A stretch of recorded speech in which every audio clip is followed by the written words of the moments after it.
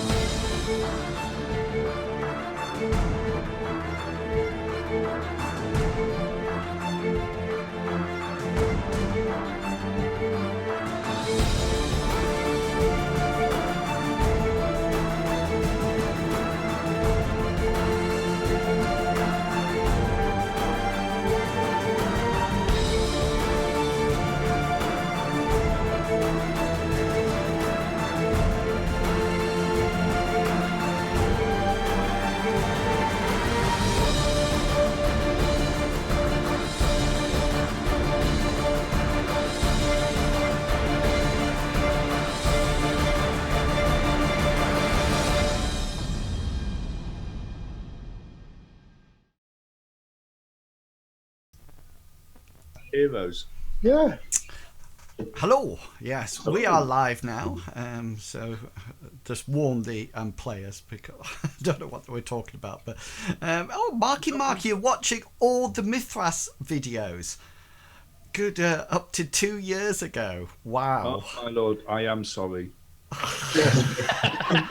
Paint more while You'll you never get your life back. You can watch the paint dry. You will notice that Chuggerwugger started off without wearing glasses, and as he's get older, he's had to start. I also started off with a ginger hair as well. Oh yeah, You had hair back then. that is true. Yeah, Marky Mark says hello, everyone.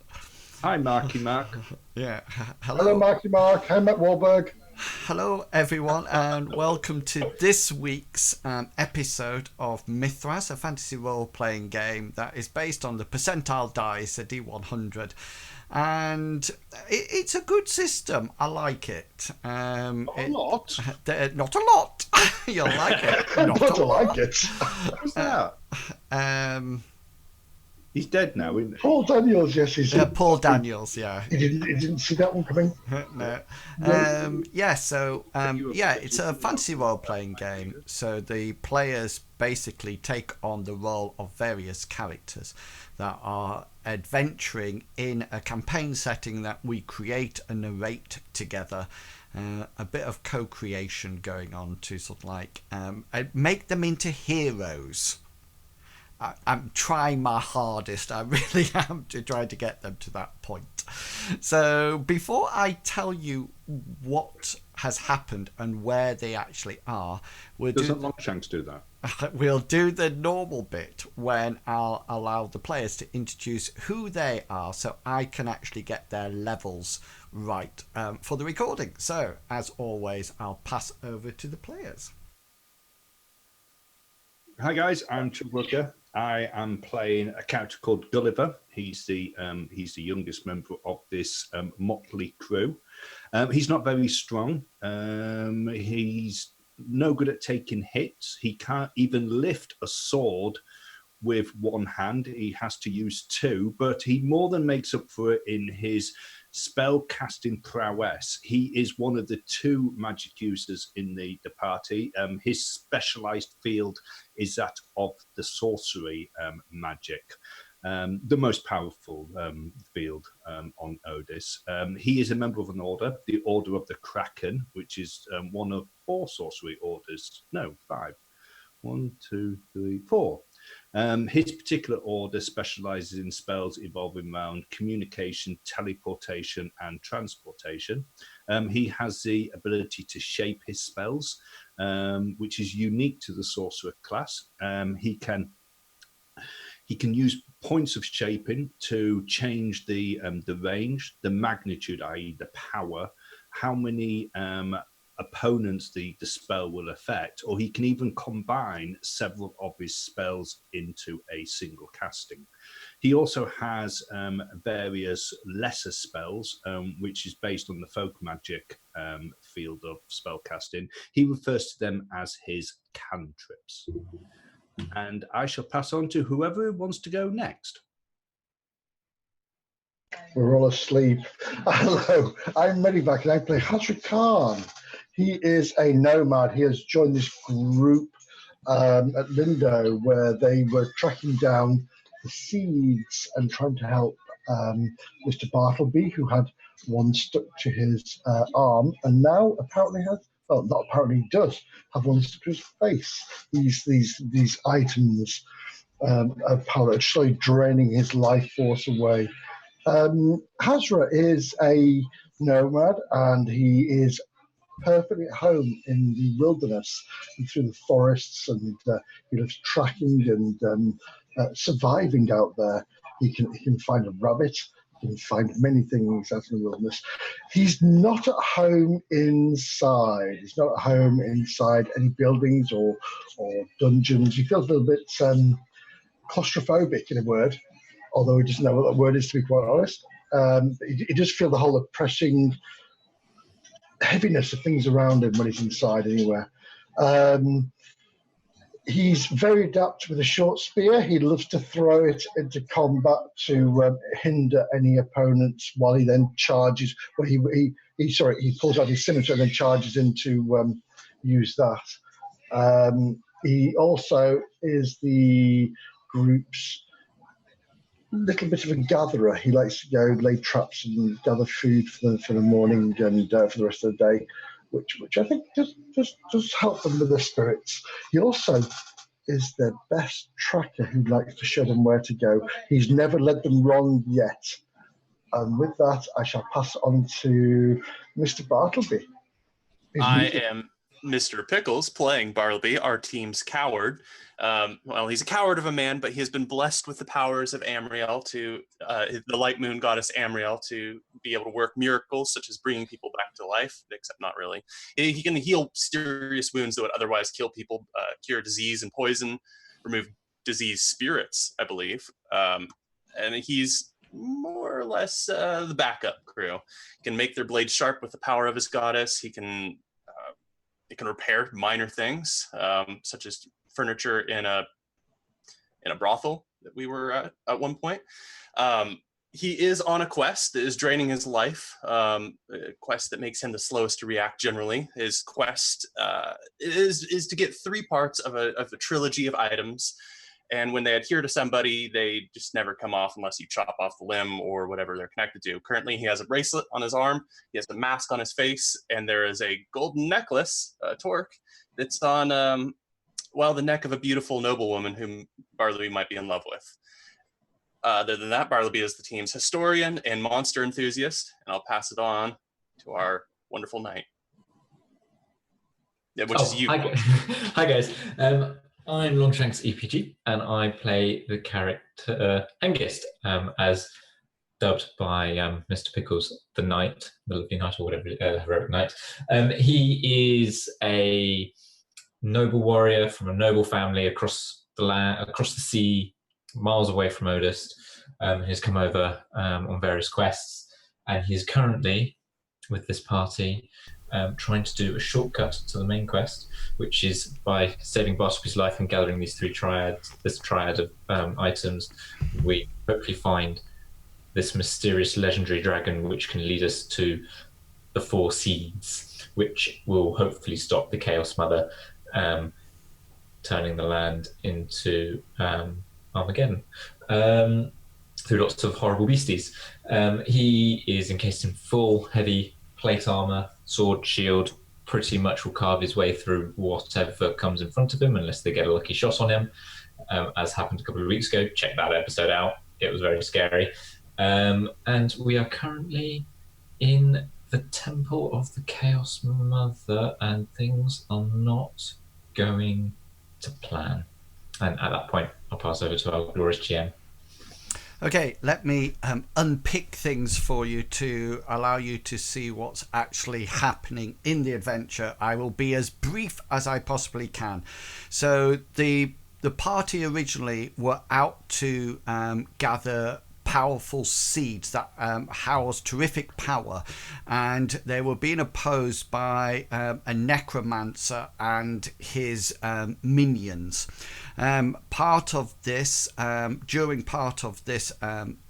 quest, they ventured off and helped Lord Dryston, I think his name was, with a sort of like a side quest. But while doing that, they realised that his daughter had the third piece of the amulet, the third piece of the triad that they needed, which is the golden torque. They already have the funeral mask, and the bracelet. And anyway, Briar has this, and who romantically fell in love with Bartleby. But while they were at Lindo, a side quest came from a person called Calathos, who had some issues because there had been some documents and tomes stolen from Count Bastian, who's the regent in charge in Lindo, from his library. The Calathos hired the party to find these two scholars and to try to prevent them gaining the Chalice of the Chaos Mother. The Chalice of the Chaos Mother, if they actually gain this and they have this power, then the Chalice will allow the scholars to bring the Chaos Mother back into the world. They also need two other things that the party are aware of, and they've seen them on various stones. The party then left Lindo by a magical portal, which Gulliver's orders actually maintain, and arrived in a town to the northwestern part of Odess, a town called Norport. There they managed to get the information that they need from Fastidious Stump, I think his name was, but I might be wrong there. They managed to get the information from him about where the Chaos Mother's temple might be. They had Silas, thank you.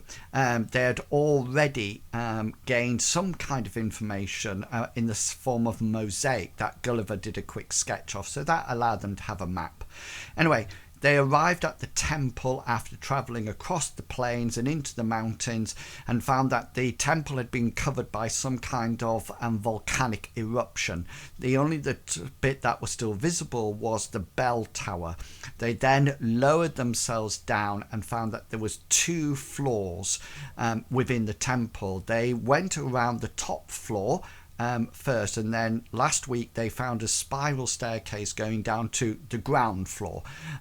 They descended down there. They went into the big temple and found some things out in there, and it was at that point that Hengist suddenly became legless, for want of a better word, and fell prone.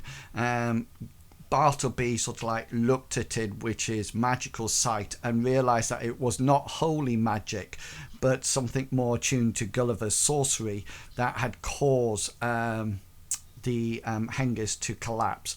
While they were doing that, then they heard Gulliver, I think, dispelled it. Is that right? You neutralised magic on it. And neutralised magic, yeah. Yeah, and then while they did that, they heard somebody vomit off to one side.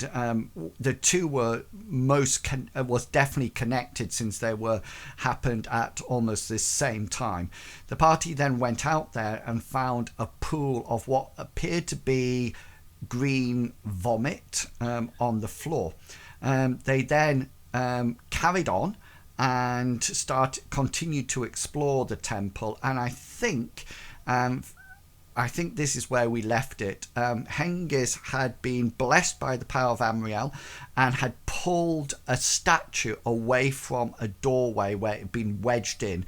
And you had found a small room that had the remains of a human, as all that was left was their skeleton, still dressed in some kind of tattered robes that had a necklace on with a white freckled smooth stone on, I think, and a belt. I do remember that Bartleby and Gulliver did a commerce roll on it, and I think I told you how much they would cost. I think Bartleby commented, oh, he would have loved to have a belt like this, but sadly it would not fit. And did Gulliver take something? No, he didn't take anything from here. Right, okay then. So, and I think right at the end, Hazra wedged his short spear over the corridor, right. and then corridor. came into the doorway, and I think that is where we left it. Is that correct? It is. That is. Yeah. So I will move you over to the. Let me just do this. So this is where they are, just for anybody who's watching the stream. The party do not see everything. They only see this the light area. So if I was to click on Hazra there, that is all they are seeing. Okay, so they're not actually in the chat, so they can't see the stream at all. But you can see that depending where the light is, depends where they what and where they can actually see. So we can't see the 50 hordes. No. And currently, I think Gulliver and Bartleby, you have. Yeah, so if I move, it should show up. Yeah, and that's it. Yeah, so you can see as Gulliver moves, then you can see what is happening. Okay then. Yeah, so exciting. Can't wait to see where the adventure is. I can't wait. Hi, Dennis, as well. I can't wait. Yeah, I can't wait to see where it goes either. So, yeah, so... just to let you know, I do have my scimitar out. I put my spear against the wall and draw my scimitar. Yeah, that's absolutely fine. So, just recap. This guy's still on the bed. Necklace with stone round his hair and neck. I think you had looked around for a journal or something like that, but there seemed to be nothing of that nature here. I can't remember in detail whether or not, it doesn't say anything in my notes. I know Gulliver's got 2 daggers from somewhere, but I don't think it was this room. Artifacts they were. Yeah, artifacts, yeah. It was from the top floor, and it was from one of the dormitory rooms, and it looked like it looks like somebody had been searching the upstairs and gathering everything of importance what they thought was valuable. That's and right. What they're called? And one's called Foe Slayer, And the then, other one's called Havoc Wrecker. yeah. And he's also got a chain made of what he thinks is gold, which he put into his inside tunic. That's not from here, though, isn't it? That's from the upstairs room. Yeah, that's from the upstairs room. Yeah. Okay, then. So let's pick up the adventure from the point, therefore. So Gulliver and Bartleby, you have just appraised these things. I think it was felt that the smooth white stone with flecked with brown, although this doesn't look like it doesn't look valuable at all. The gold chain itself was worth about 800 silver pieces, I think I said. And I think, Bartleby, you had a crit roll on your commerce. So I gave you the information that even though you weren't actually looking at the belt, because you had a crit roll, the silver buckle was worth 50 silver pieces. Yeah, so we will pick it up from there. So Hazra's in the doorway with his spear wedge and scimitar out. Yeah, spear wedge across here, and what Hazra will do is he'll pull back into the actual doorway proper. Yeah. So it's close to Mr. Bartleby. That's absolutely fine. Okay then. So yeah. So what do you want to do? Bartleby is just gonna glance to Gulliver and say, I don't think we should disturb whomever died here. Pointing to the necklace and buckle. I'm sorry, Mr. Bartleby, but I think you're wrong. How so? Well, does he look like a priest of this once temple?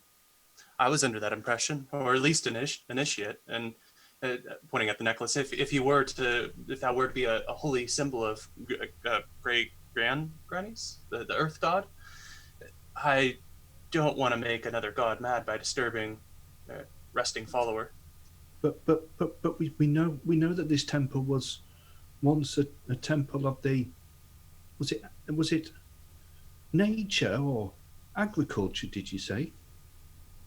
Yes, that's right. We saw all of those deface signs, but it's possible multiple different priests could be in the same area. Different believers. How many high priests in your temple have gold chains? I think all of the high priests have gold chains. There's only one high priest in every order. So high priest, there's only ever one in each sort of like temple or order. The big ones will have high priests in. The smaller ones might only have priests in, or even acolytes or initiates, depending on the level. But Bartleby, you recognise this room is probably in your religion and in your church, your religious quarters. You wouldn't have anything like this room. This room is probably definitely that of a priest, or possibly even a high priest of the order. The rest of that wouldn't have this. It's not exactly luxury, but it is quite solo accommodation. It's obviously down to the individual. So this is probably the room of the high priest, or the priest of the original temple. Gulliver, I wouldn't do anything to defile this area or alter it in any way, but I would understand if you do. I think we should try not to disturb this temple as much as it's already been disturbed.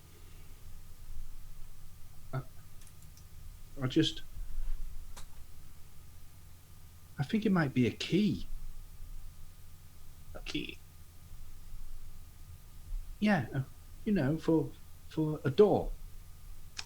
Well, I didn't consider that. That would be a reason why somebody would barricade themselves in here. I just thought it was an important priest of some kind.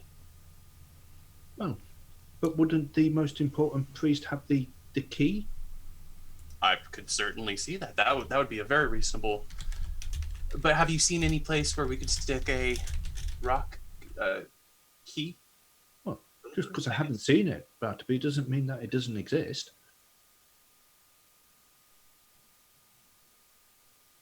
Fair. I just think we well, if we get to the end and we're going back up and we haven't found a use for it, then we could return it. But I know that Master Healy.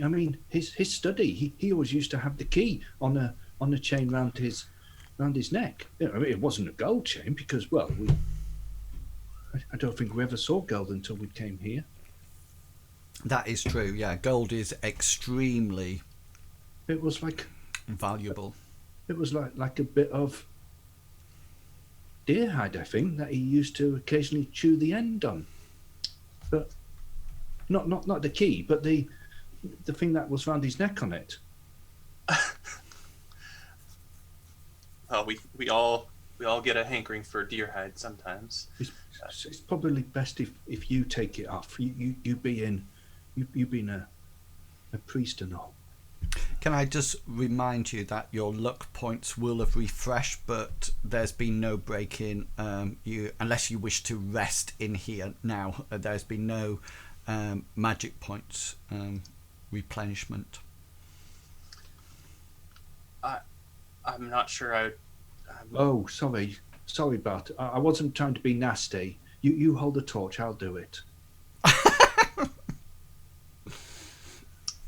I'll hold the torch and watch Gulliver steal. Bartleby has his own light source.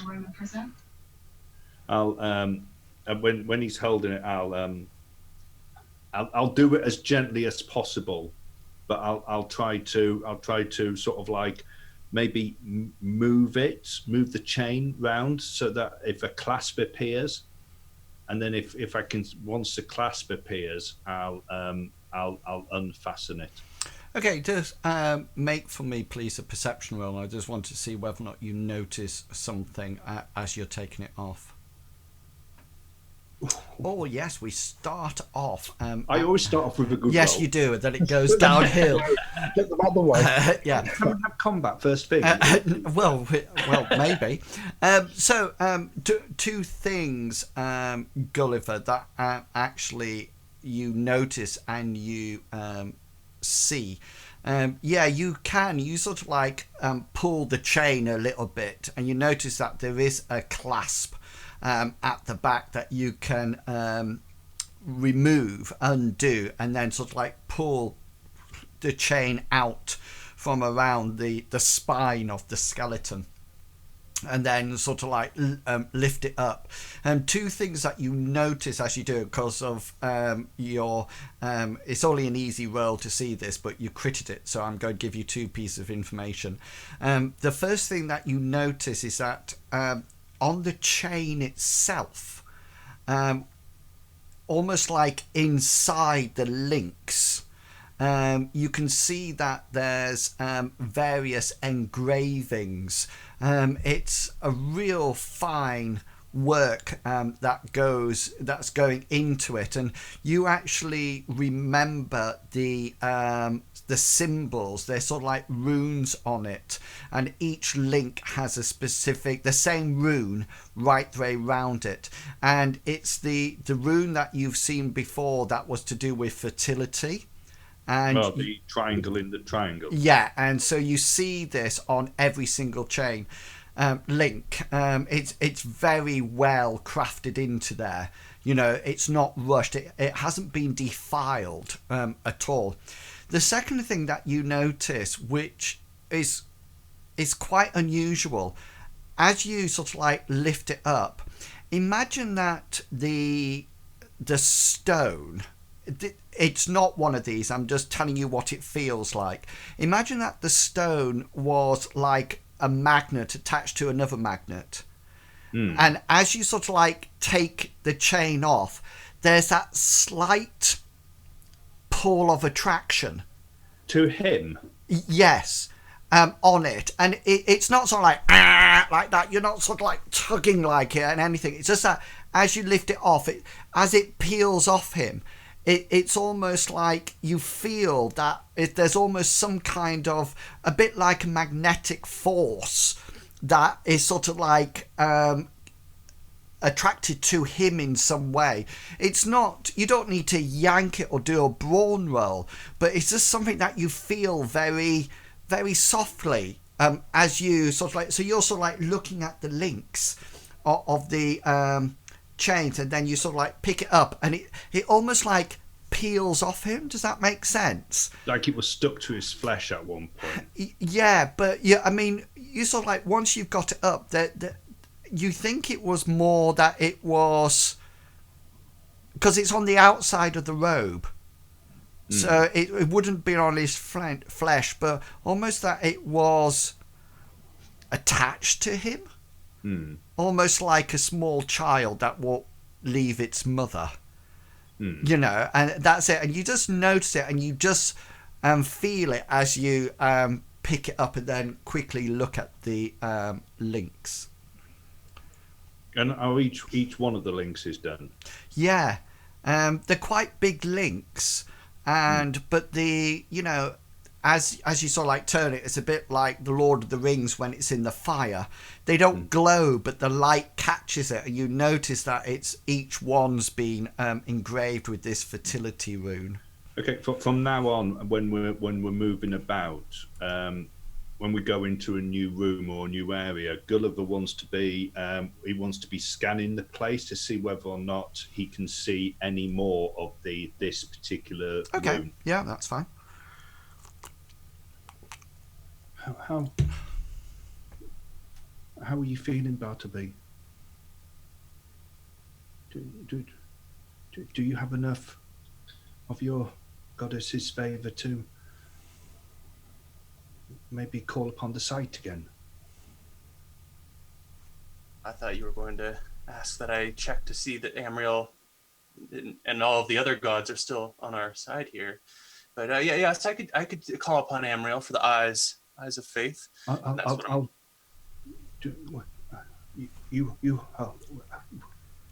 Do you need me to move to one side? No, I just need a little bit of room around me to. Yes, but I don't want Foe Slayer and Havoc Wrecker interfering with your sight. If the power from them is epic, them is too much, it might drown out the magical properties of the amulet. Oh, that's fair. And if the gods are mad at you, they'll be mad at me too. I put my hand out to take the necklace. Yeah, I'll try to try to wrap the chain round one of his gnarly fingers so that he doesn't drop it. Yeah, yeah. So yeah, do your and then Gulliver will sort of like take a few steps back and then put his hand over the two daggers that are in his belt at the front, just to mask. Oh, Christ. Can I point a luck to re-roll? It's an easy roll if you're taking minutes. Over. Yeah, I'll take minutes and just do a reversal there to get that. So just for people watching the stream, if they can, characters can use luck points to do several things. They can re-roll, they can swap the digits round, or they can make me re-roll, or they can reduce serious wounds to major wounds to serious wounds. They only have a certain amount of luck per adventure, and they can only use it once, just because spells are normally instant and take a difficulty of standard. However, if you take minutes of it, it can be an easy roll. So Bartleby is changing the 96 to 69, which means he will succeed in the easy roll, with his score needed to be 90 for that. So are you going to share the information with everybody? Yes, after I've finished my prayer, I'll just start saying out loud everything that I'm learning about this. Okay. The chain itself does not radiate any sort of magic at all. You also sort of like glance at the buckle, and that seems to be non-magical as well. The stone, however, is magical. It seems to be glowing. It almost looks like it's a white glow rather than a yellow glow. It's not cascading out light in all direction. It sort of like has a hum to it, and you instantly recognize that it's actually it's holy magic. It's not sorcery magic that you saw before on Hengist's leg. It's definitely divine magic. What it does, you're not too sure. You've not seen any of it. It's not a spell that you would use or can use at the present moment in time. I'll just check that. Whilst Bartleby is doing this, can Gulliver have a think about the spell that was cast in the other room? Could I use my Passion Order of the Kraken to see whether or not I've ever heard or whether or not I've experienced it that casting a spell would ever make you vomit, i.e. if you get too low in power, or you cast a spell from another order that you're not I've got you with. So something along those lines. Gulliver's never vomited himself. He can't think that he ever has, but didn't the vomit happen when you cancelled the magic on Longshank's leg?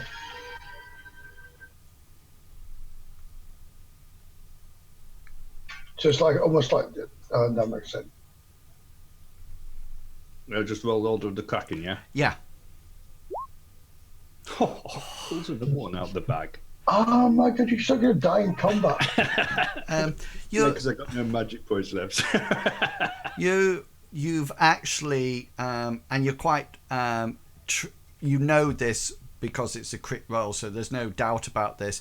You haven't heard of anybody that would vomit when a spell is cancelled. You do know, however, and I'm giving you this because it's a crit, you do know that sometimes if a person is concentrating on maintaining the spell, especially if it's powerful, then the feedback from cancelling it or working against it can have a detrimental effect on the caster. So it's a bit like if you had actually put magic down, say for example, you know your hold fast that you use on a door. If that door was then physically broken down or blasted out, you would know about it in some form because your magic has been. And if the magic, cancelled. if someone had, say, blasted it with magic that was far a bigger magnitude than what A way bigger, in intensity, yeah, then it would either cause him to be faint or even knocked out, yeah. Because Okay. there's part of you invested of your magic points invested in that spell that is still being held. I'll let the others do something. Okay. Have we found everything we think we need in this room? Perhaps we should try and find the place this key necklace thing can go into. Or it might not be a key, though. It might not be, but it might be. I'm not 100% sure that it's a key. We need to find the. We need to find the chalice anyway. We need to find the sorcerer. He's obviously down here, and well, we all know that my type of magic's not really practiced in this part of the world. So he's obviously come down here looking for probably the same thing as we were. That's the goal, isn't it? It's true. We are after the chalice. Bartleby, how does the sight work? Do you pick up residual magical effects? Yes, when we were in Lambswool, I could see the red mist exuding from the ground. The same that I saw exuding. Especially if it's really powerful magic. And it was also on those stones up when we were above ground. Would you be able to have a look at the corridor to see if there's anything you can see there that might lead us to either the sorcerer or the chalice? Yes, but only if I'm peering around you or Hazra. I wouldn't ask you to go in front. Don't worry, Bartleby. Thank you. In that case, Bartleby is going to move towards the door, holding on to the necklace with respect. As Bartleby walks past Gulliver, you just hear him mutter, "You made me go ahead." Will Bartleby need to recast his Eyes of Amriel? Yeah, because as far as I'm aware, it's not a concentration spell, which means that it's not actually maintained in any sense of the word. So basically, once the scene changes, But I'm quite happy in this. Is the idea that everybody's moving back out into the corridor? Yes. So we came north and then turned west, didn't we? Yes. And that's the way that we assumed that the other sorcerer had gone. Well, it was that, and there was the statue that we decided to explore to see what was behind, because we thought it might be holding some secrets. Okay. But there Okay, was that big room to the Hazra, do you want to go left or right? Well, if we're not waiting for anybody following us, I'll pick up my spear. Yeah, I think Bartleby's just coming out into the corridor to see whether or not he can see any magic. I'll go right. My spear's right. Okay, then. So I'll just sort of like move people generally around like that. You sort of like look on the floor and sort of like down the corridor from where you are, Bartleby, but you can't see any residue of magic. Remember that people like you or Gulliver would not leave magical footsteps. However, if somebody had summoned a demon or something, some kind of monster that was magically active, then you would see the footsteps. But the only thing that you sense is, like you did before, the very unnerving feeling of corruption. As you're stood at, I think, Hengist, you can actually see that there's a door. There's a doorway, but no door here. And Hazra, are you picking up your spear again? If we're moving away, then yes, I will. Okay, then. I shall shift my scimitar and pick my spear. Cool. Bartleby would communicate to the group. Unless they're as powerful as an evil army led by a necromancer, I won't be able to see them with Amriel's eyes until they're actively casting. Which I can say I don't think anybody's doing so right now. Gulliver, whereabouts are you putting this necklace, just so I know? Bartleby has it. Oh, Bartleby's got it. Bartleby, sorry. I've got it in the hand, holding it with respect. Okay. So you... Just a side note, can I leave if I put a snare, can I attach one of my hunting traps just here? Or not? Would there be any way to attach it to the ground? Or Are you hunting for rabbits? No, I'm wanting to create a trap for anybody coming behind us. No, your traps are for like small game, so you have, is this for your survival skill? That's right, yes. Yeah. So it's like a loop and a bit of stick that a rabbit sort of like gets his head. It's not like... Yeah, no, it was just a thought. It's just a thought. Not one of those big things that slides out of the wall with spikes on it that impale. Yeah, Hazra starts to dig a pit. Anybody got any spikes? Anybody got there? 6 foot of steel. And then starts pulling out spikes. Yeah, so Bartleby, you'll have the necklace in one hand and the light source in the other. That's what I was... Okay, Gulliver's going to come out and... Is he? Bartleby, do you want me to go second? So hang on, let's decide which way is the party going. Where's the door? Well, the door is to the west. Yeah, correct. Yeah, go west. We've been east already. Remember, we went east and we came back again. Okay, then. So I'm going to move you up to a certain point because therefore you'll be able to see something else. Who's going after Hengist? Gulliver is going to take that position. Okay. And if Bartleby has a light source out, he's going to put his torch out because we haven't seen any other torches within the area. Okay. And he's worried that if we're down here too long, then so your light source now should be off. Mm-hmm. Yeah. Okay. So you're now you'll just have to move up a little bit further now because you can't see it now because of where the new light source is, but you can definitely see this is an entrance I don't want to move you any closer to. Oh, I can see it. I can see. Is it? Have you got Hengist targeted?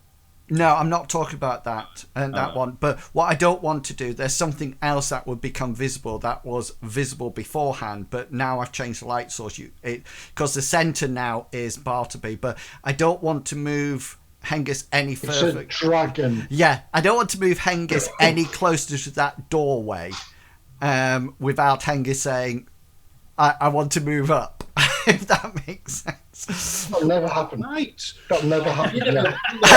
That'll never happen. The tank never moves. Well, thanks for watching, everybody. Bye. Good tonight. Bye. No, Hengist will move towards the doorway. No, don't do that! Him, sword held ready, and to approach Okay. the doorway to his The south. dread portal. So you should now be able to see that further ahead of you. There's another doorway. Barred or not? No, there's no door or anything like that, and you can see that there's a room to the south of you, Hengist. Yeah. Hengist is going to relay that to the party. He's going to say, "There's another door archway further down this corridor, and there's a door immediately to our left. I think we should check that and clear it before we go. We never know. We might have the Chalice." And then he's going to walk into the doorway, and just blackness in front of him. Gulliver looks. Yeah, there is. Gulliver looks to Bartleby and says, "Where do you think that statue came from? Do they normally have them in alcoves?" That's a good point. To be fair, Gulliver, that is unimportant at the moment. You need to be showing Hengist the way. No, Bartleby does because he's got the lights. Yeah, Bartleby. Oh, Gulliver. All of a sudden, Hengist says, "Oh." 27 warriors. Yeah. Okay. Run! Gulliver realizes that this isn't going to work and relights his torch. Oh, I've just taken it all off. You've got something to do. All you got to do is stand there, sit there, do And talk all the time. Right, there you go. Okay then. So Hengist, you can see inside this room, and it's in disarray. This room, and the first thing in answer A bit to like this party. yeah, you look in a room and there's sort of like an angel. Then you look away, and when you look again, it's a little bit closer, Yeah. and then a little bit closer. Apart from the fact that Hengist doesn't do any blinking. Yeah, every time you blink, it goes. And then That's somebody. fine. Hengist will go back in time. It's okay. Right, so you, He you was there bronze. is in answer to the question that was posed moments ago, where do you think the statue came from? Are they normally in alcoves? You have the answer, Hengist, because once you look into this room, you see that right the way around the wall used to be almost like a palisade of statues. The majority of them now have been knocked over or smashed, or sort of like the torso hacked off. They were stone, so there's been some considerable force. You notice that there's parts of statues just lying around on the floor, so like a head somewhere, a bit of an arm somewhere else. You do notice that there's one less statue for the bases, and the one that you pulled out of room 18, the priest room, that was definitely one of these that was taken out and probably wedged into the doorway. The other thing that you do see in here is that around the walls there are the paintings, and if you remember, you've been seeing these paintings throughout the temple complex. These seems to be people leading animals to market, so there's sort of like rolling hills in the background and sort of like medieval figures sort of like leading cows. However, there's been some additions to them.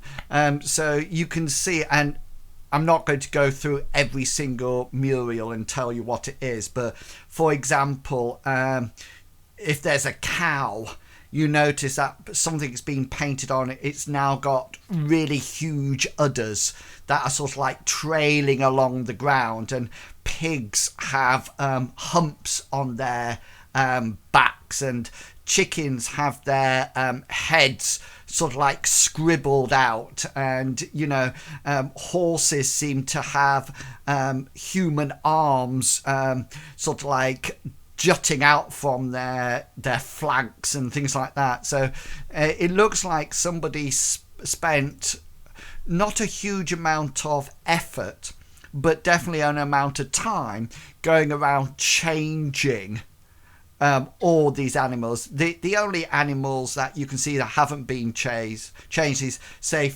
maybe there was a small mouse in the corner that is not that visible, but all the major characters, the major animals, have been altered in some way. So Hengist will say to over his shoulder to Scully and say, "I found your room of statues." Fantastic. Gulliver's going to move past Hengist and go into the room. Yeah, so you can see it as it is. You sort of like come in. Holding his torch up, he wants to see whether or not there's, and going round each of the bases, he wants to, sort of like carefully trying to stand over the broken bits of the statue so that he doesn't sort of like trip over something or get his foot caught and break his ankle. But he wants to start having a look at the statue that was in the corridor. Was there a base on that one, or was it just? No, it looked like it had been broken off and so he wants to have a look at the there. bases to see whether or not there's anything actually engraved on any of them. Okay then, so just don't roll anything yet, so because it'll take you some time to get round the room. So while that's happening, Hengist, Bartleby and Hazra, you will have an action that you can either do at the same time or anything like that. Moving into the room, thank you. Hazra will see these pictures have been deformed of the horse and things. He will take his water skin out of his backpack. He'll pour some on his sleeve, and he'll try to rub away the alterations if he can. Okay then, that's not a It's problem. why they change his animals? Why? Okay then, so Bartleby, you're now out in the corridor by yourself, just so you know. So what would you like to do? Tap on Hengist's shoulder plate and say, perhaps we should see if there's a threat in the room over here to the west. Yes, we can do. Hazra, we're just going to go down this corridor a little bit, keep an eye out into... Yeah, you notice Hazra's doing that thing that mothers do when they go... You don't worry, Hengist. I will keep an eye out. Hey, what's this? Okay, so Gulliver, you roll a perception check for me, please. Again, particularly looking for the triangle rune as well. Yeah, it's in here. Yeah, cool. Hazra, you don't need to roll any skill to rub faces off, but you do notice something, that it seems to have been painted on by some natural dye. It's probably something like from berries or something like that. The other thing that you notice is that it takes a lot of rubbing to actually get it off. So you think this has been done a considerable time ago, not something that's happened since the miners or the troops came down here. Right. It's also after when he hears Hazra's question, he's going to say, "Oh, I don't think they've always been like this, Hazra. I think beforehand the temple was that of a priest of agriculture or horticulture, but obviously the Chaos Mother and her disciples have defaced it in some way." Gulliver, go for it. So I can understand that, Gulliver, but I can't see these beautiful animals with the human arms sticking out of a horse. That's just wrong. I cannot stand for it. It's strange. I can see humans with that strange things happening because we have done, but not an animal, not nature. That's chaos. Well, it shouldn't be here, Gulliver. It should not be here. So Gulliver, you've sort of like made your rounds of the bases, and you probably got over to where Hazra is trying to remove the udders from a cow, or to try to make them less elongated. It seems that there's the only markings on any of the pedestals of the statues is purely decorative. There's sort of like moulding on it. You can actually find the statue base that the statue that was wedged into room 18 was probably taken from.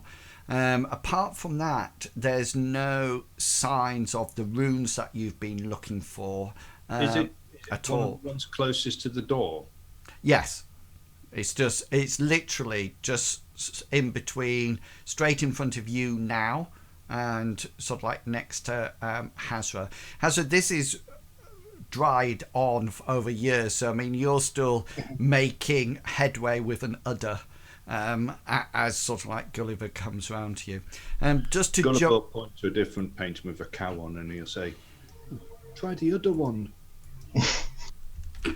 I knew that was coming. I knew it. Just so you know, Hengist and Bartleby, and you'll have a bit more of an action that you can do if you wish.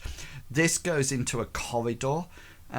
So you figure that there's a corridor running north-south through this doorway.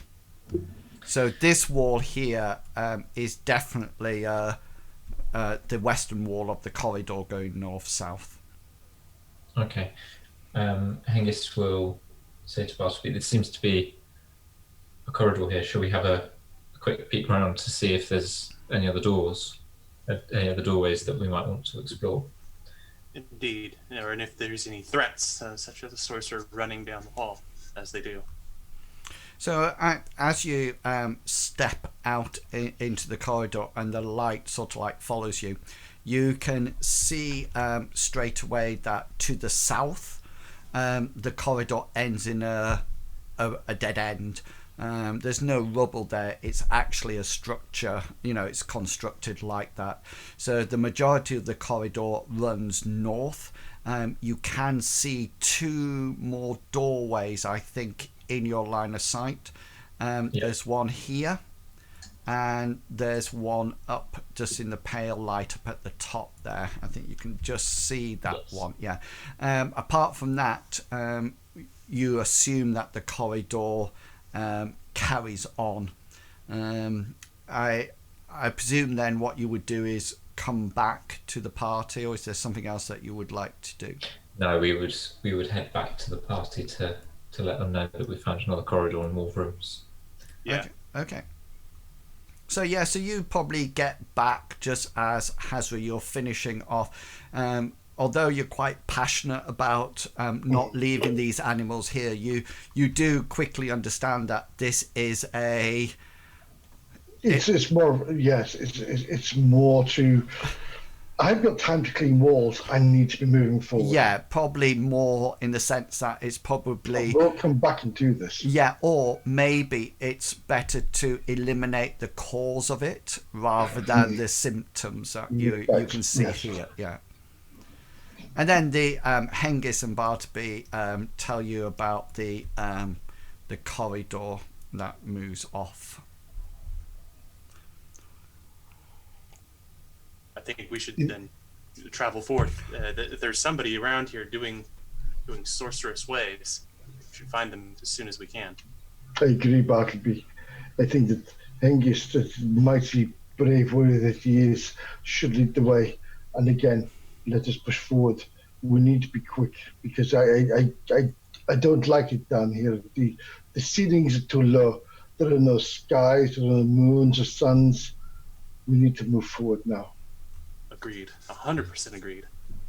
So once everyone's reunited and everyone's heading back into the corridor, Hengist will walk forward to the north-south corridor, walk far enough forward that he's not in the darkness, but everyone's sort of like. So do you want to move up to the western door, or past that to the doorway? Do you want to move to the first? You move into the corridor and then move north to the next doorway. Okay, cool. Stop in that doorway as long as everyone's within. Hazard, that'll leave you in good sight for the behind you without leaving that. That's I can watch them die. Don't worry. It's So just so you know, the corridor to the north, as you can see now, Hengist actually ends after these two doorways. As always, they have no doors in them. They just seem to be doorways. Throughout this place, you can still see hinges in certain places and torch brackets, but everything's been removed, you know. So once we get to this point, Hengist is going to say, I'm going to try this one on the left first, and then he's going to walk towards that doorway. Okay. Trusting that someone with a light source is behind him. just as well, I will be watching backwards behind us. I'm not looking forwards. Yeah. Just so Hengist has gone into the room. Gulliver, you're on the outside, taking the lead to that top corridor. Yeah. Yes. Okay then. And Hazra, are you moving up? Holding a torch. Yes, I will be. I will be looking backwards behind us. Okay then. So Holding a torch in one hand, and his other hand rests on the pommel of Foe Slayer. Okay then. So you can see from the light shining quite nicely into the room. That phone's going. No, my watch was buzzing. So you can see it goes into a room. You can see that there's two exits out of this room. Again, both are quite open. There seems to be quite a lot of urns and crates in here. It seems to be they seems to be stored round the edge. Some of them have been opened, and you can see that there's either grain or some kind of dried meat has been cascaded out from them. It does look like somebody has randomly either broken up crates or broken the seals on top of urns to have a look inside. There's some urns that have fallen over, and you can see that a small puddle of what appears to be some kind of oil has sort of like seeped out onto the floor. The whole room is like this. It's quite you figure it's probably some kind of a storage room. There are the two doorways leading out of here. So Hengist will walk a little bit further into the room to allow everyone to follow him. And so, as he does so, he'll say it seems to be a storage room, either for their stores or to store tithes for the temple. We can see that, Hengist.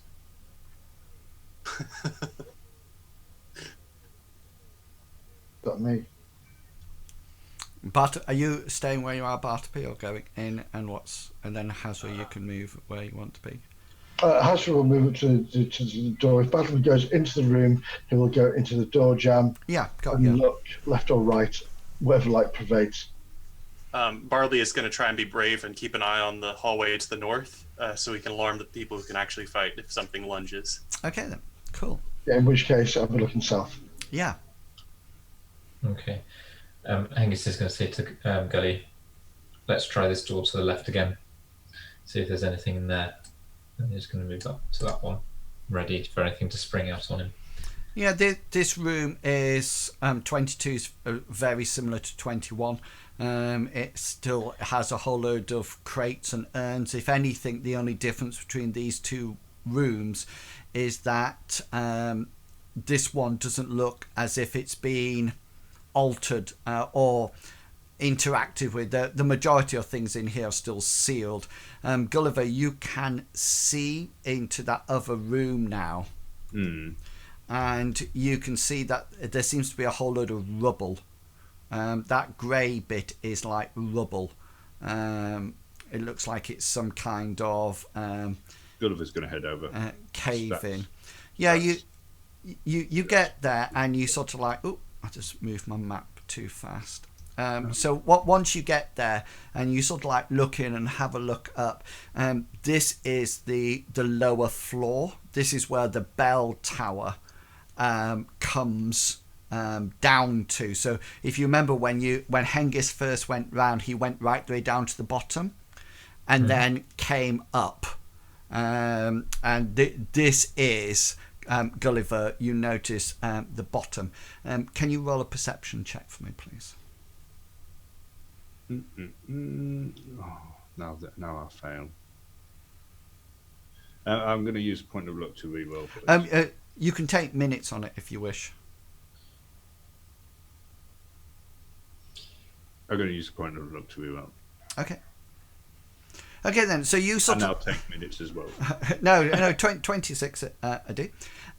So you sort of like go in and sort of like look around, and then suddenly a sound catches your attention, and you look up, and you have a view right the way up to the top of the bell tower, and you can see the ropes that you came down on, or the rope that you would have tied off to ensure that you had an escape, is dangling in mid-air. And what's more disturbing is that as you look up, you can see that there appears to be things, probably like the mutant miners and the mutant troops that you've seen before.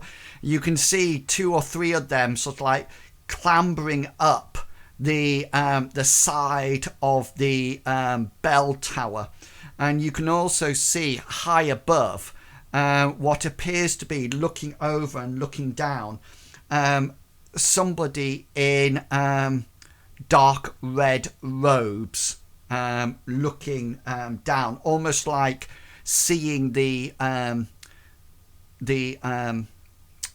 progress of the people or the things climbing up. Just while you're looking there, I just need to make some dice rolls, so just bear with me. Oh, hang on, let me do it this way because this is a bit easier.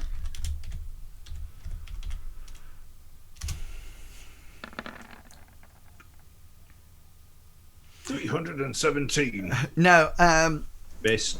no, they actually. Can you see? You can see that roll, can't you? Roll a d20 to see if you get it. You can see those rolls because it's blue, isn't it? So they actually need 45 to successfully climb up. So you notice that 2 of them carry on, and you notice that not all at the same time, but you suddenly notice that 3 of them are actually they seem to be, you can almost like hear that blackboard noise as their claws are scraping down the shaft of the bell tower. They don't seem to be tied on with anything. They're literally sort of like clambering up in a corner. Does that make sense? And things like that. And you can see that there's 3 of them out of the 5. Slowly, they seem to be making more progress down than they are going up. Gulliver, what would you like to do? Gulliver is going to sort of like almost like stumble backwards as he sees them coming down. He doesn't know how fast they're coming down, but as he sort of like stumbles backwards, he's going to go, "Hey, Hengist!" and he's going to sort of like fumble for one of the knives at his belt. Oh yes, yeah. And draw it. So Hengist is going to come running and go to, as he sees Gulliver drawing his knife, and says, "Right," and then he's going to go to the doorway and see what he can see. He's expecting something to be in the bottom of that room. Yeah. From Gulliver's reaction. Hazra and Bartleby, you hear Gulliver's cry as well. Hazra will say to Bartleby, "Bartleby, get to the room now. I'll follow behind." I'll nod and follow. Bartleby, you go first. But yeah. Oh, then I just head on in. Okay. Let me just...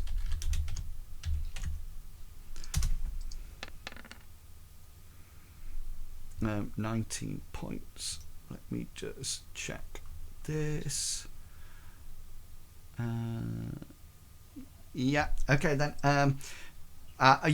Somebody else can roll the other. So Hengist, you suddenly notice as you get to the door, you sort of like go in and you sort of like look up, and you're not the best perceptive person, but you can definitely see something going on up. And just as you say that, this mutant miner suddenly loses grip on the shaft and plummets down and sort of like lands almost like it's going to be really big, but don't worry. Lands almost like there and sort of like comes down, and as it's coming down, it's sort of like waving its mutated arms. If you remember, they're a lot longer and they have claws, and it doesn't let out a cry. It almost lets out a screech.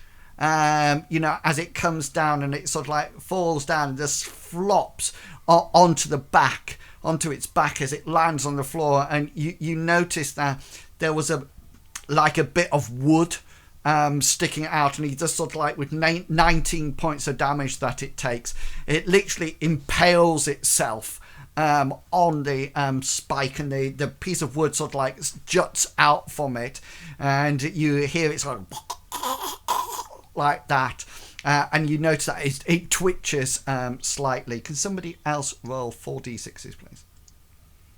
And the door, just as you see this, Hengist, you notice that there's another one that is coming down as well, and it sort of like falls down, and it takes almost like a similar amount of damage to its legs as it sort of like comes down, and you notice that it sort of like lands on a leg, and the leg sort of like you hear that snapping sound, as you know that the bone has just snapped, and the kneecap has dislodged itself, and the thigh bone has just jotted straight up into the creature's thigh. He just needs to make an endurance roll.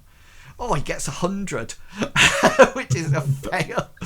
And he sort of like falls to the ground. He sort of like, and he sort of like goes into his leg, and it sort of like hobbles for a while, and then just sort of like collapses down and falls unconscious. And I need another 4d6s, please.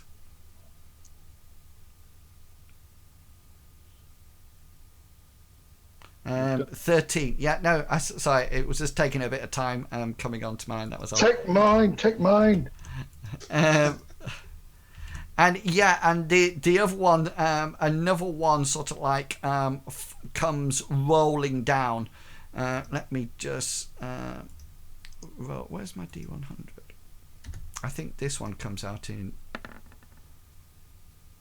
25. Yeah, so that sort of like goes down, Hengist, and you notice that it lands almost like on its back, and it sort of like rolls over, and you can see it's seriously wounded, very seriously wounded. He got a 25 on his endurance, and he sort of like goes around. You notice that his legs are probably broken, and he sort of like lands on the ground. He sort of like turns around, and the other two are quite stationary and unconscious. But this third one that you can just see now, just put him on. Can you see him? Yeah. Sort of like flops to the floor. There's an almighty crunch. But this creature, unbelievably, seems to turn over. And even though its legs are crushed, it sort of like sees you there. And you notice that it sort of like gets up onto its on all fours, and some of the other creatures' blood is on the floor, and it sort of like puts its hand in it and lifts it up, and sort of like you notice that this mutant tongue sort of like comes out, and he just licks up the blood from his fallen companion, and turns round, and we will have some initiatives. Don't forget to click on your tokens.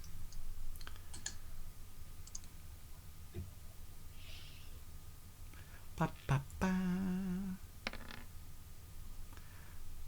No, right. Have you? Oh, why did nothing go into my turn I order? was wondering that. It's all on mine. No. Same here. It came into your turn order. It's Not on my one. If you are you making it go away and come back again? Yeah, because I've got nothing on mine. All right. Turn it off and take it back on again. Me 19. I'm 20. Bartleby. No, it's not. It's because I've lost all the bit at the top. Oh, you got it down the bottom now. You got combat round down the bottom. Is it that big? Combat rounds down at the bottom because I think it's got the lowest number now. No, my turn order. Let me just read. My turn order is completely and utterly blank. So is mine. So it's not just me. That's good. Mine's fine. I think I had communications there from space. Right, let's just blow this up again. Let's blow this top. Oh, we got it back. Right, I still have mine is still completely empty. So this might look. Oh, I can't even add anything to the turn to the combat order. Something you just must have were. been doing it because it was changing. Yeah. Yeah, I can. Turn 2, turn 0, combat 0. Yeah, so I can add 14. things to it. I can add things to it, but I can't see anything. All right. Ah. So it's not a problem. I can do. You'll just have to tell me who's who. Yes, we will. So what are you? 2019. Who comes? Well, you must have hidden it again because now. Oh, sorry. Yeah. 20 me. Yeah. 19 Gulliver. Who goes 15 between? 15 Hengist and Bartleby. Yeah, I can see that. Who goes first between Hengist and Bartleby? It'll be Bartleby. Okay. What's Hengist is I'm a 7. +9. Bartleby Yeah. 9. Okay, and this One of the next having so much heavy armor. this creature, because it's injured and it's lost some initiative already, is coming in at 6. So this is combat round 1. Gulliver, you will go first. I think it's Hazra first. Oh yeah, sorry. Yeah, Hazra. Yeah, I got you round the wrong way. Sorry. It's okay, 0 2 is fine. Yeah, Hazra, you go first. Azra will then move to the right hand side of Hengist. Okay, and Gulliver, you're up next. Gulliver is going to shout, Hengist the rope! And he's going to start moving. Can he get past? Can he move through the doorway? You can move through friendly people. There's not an issue like that unless Hengist wants to prevent you, and then you would match brawn rolls. Hengist wouldn't. If Gulliver had shouted move, he would have allowed him through. I haven't shouted move. He's said Hengist. Hengist, the Oh, rope, yes, Hengist the rope. and then he's going to be trying to get through. But no, Hengist probably wouldn't. I need to know No. whether or not Hengist is going to try to stop him or not. He won't. Okay then. How far do you want to go into the room, Gulliver? Is the rope in the middle? Yeah, but it's you would have to sort of. He's going to go up to about there, and he's going to be looking up. Okay, then, cool. What he's doing, he's looking to see whether or not anybody is. Yeah. Okay then. Cutting it or. Yeah. Got ya. Okay. Bartleby, you're next, aren't you? On 15.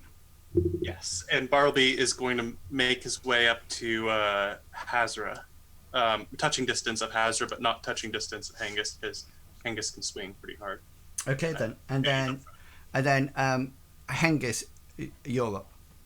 So Hengist hearing Gulliver say the rope, and then he's running in. Hengist, which one's the one that's crawling? Is it this one that I'm pinging? Yeah, it's that Okay. one that's right in front of Albus. Put red dots on these. Move towards that one. So you're moving into combat. Yeah. Yes. Okay then. Cool. So therefore, it's my turn now on 6. So let me just roll this so you can see it.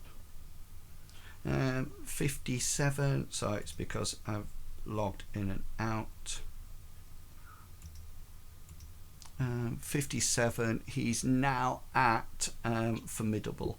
Yeah, so you sort of like go into combat with him, and as you arrive there, he sort of like rakes out his claw hand, but he will miss you.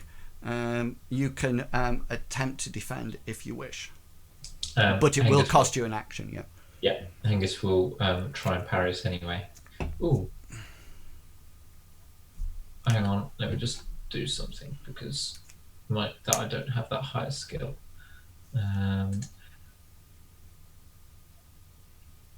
Gulliver, as you look up, there seems to be one or two other creatures that are actually mutants that are actually using the rope to climb up.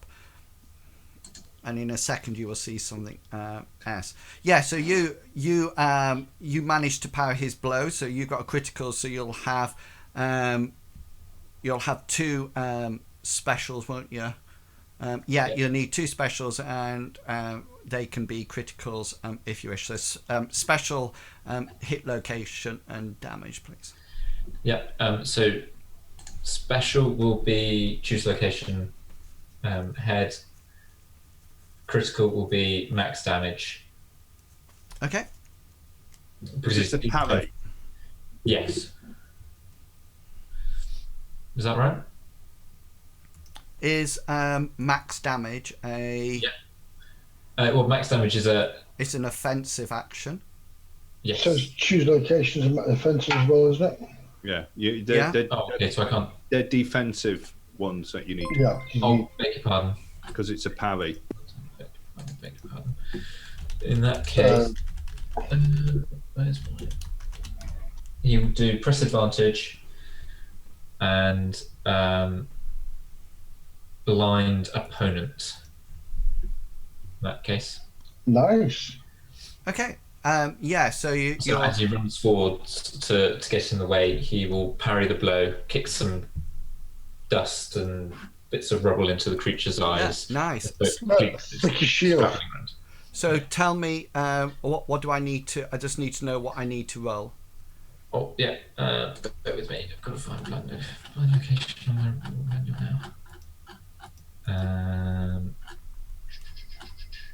Blind opponent. The attacker must make an opposed roll of his evade skill or weapon style if using this shield against the original parry roll.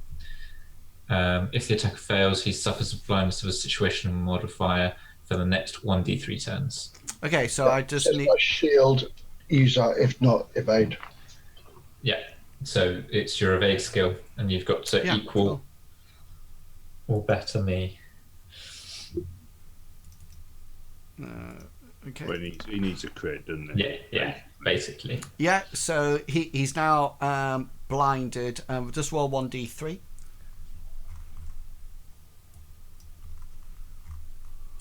74. Oh no, I can't do it that way. Just quick. I'll just roll a d6 and then we'll just half it. So I can't remember how to do that. So it's 3 10s. Yeah, so Nice. and then your press advantage goes off, so I cannot attack. So that's the end of turn 1. So we're still in combat round 1. Turn 2. Hasra, you're up. Hazra seen these east. I can see him, can't I? Both of those are. You can see there's copious amounts of blood on both of them. They're not moving at all. The only one that is. They're not, right, so my apologies. So Yeah. he is climbing down a rope or attacking him. No, all 3 of them fell from above Right. and Yeah, either yeah. died on impact. That one is crawling That's towards. fine. In which case, Hazra will gauge his spear, look at Gulliver here, look at Hengist here, and we'll aim for the head here. Okay, We'll- right. Okay, then. So this is going to be because that creature is crawling to Hengist. That's right. So it's acting as if it's got cover now. So this won't be a hard roll. This It is will going indeed. to be. This will be almost like a Herculean roll, because I should have rolled first, should I? yeah, because what you need to actually do is throw the spear between Hengist's legs, won't you, to actually hit the thing? Because unless you can curve your spear round Hengist, so you sort of like you sort of like aim for between Hengist's legs and sort of like chuck it, hopefully to get it through to stab into this this creature. Roll your. Well, to be fair, I've rolled already, so I will use a luck point to try and re-roll. I want to be evens when I get the chance, please. Okay, Yeah, so luck roll, ready, here we go. It's going to be worse. It's worse, you're right, Hengist. So, Okay, so roll your damage. you get the hit. Just roll The your damage damage for me. Yeah. be 4 points. Okay then, so it won't be coming to you, Gulliver, because there was no Hazra's not that Yes, bad a and- shot. It doesn't go off to one side. So just roll. Location. No, because you you can just keep with that one. That's not a problem. So it'll be. Do you want? Well, one of your legs, Hengist. It'll put your armor will probably stop it, but It stops it comfortably, but Yeah. there's a screech. yeah, there is a thug as a thunk. Sorry, as Hazard tries to throw his spear in between your legs to try to get the crawling thing, and it just hits one of your armors and sort of like falls down. And Gulliver, you're next. Oh, sorry. Did you want information about something? Yeah, I mean, he's looking up to see what this robed figure is going to do. How far up is it?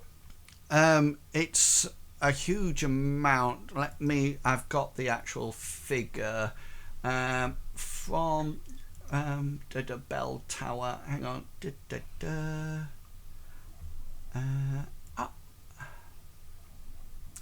Okay. You are now like 30 meters down.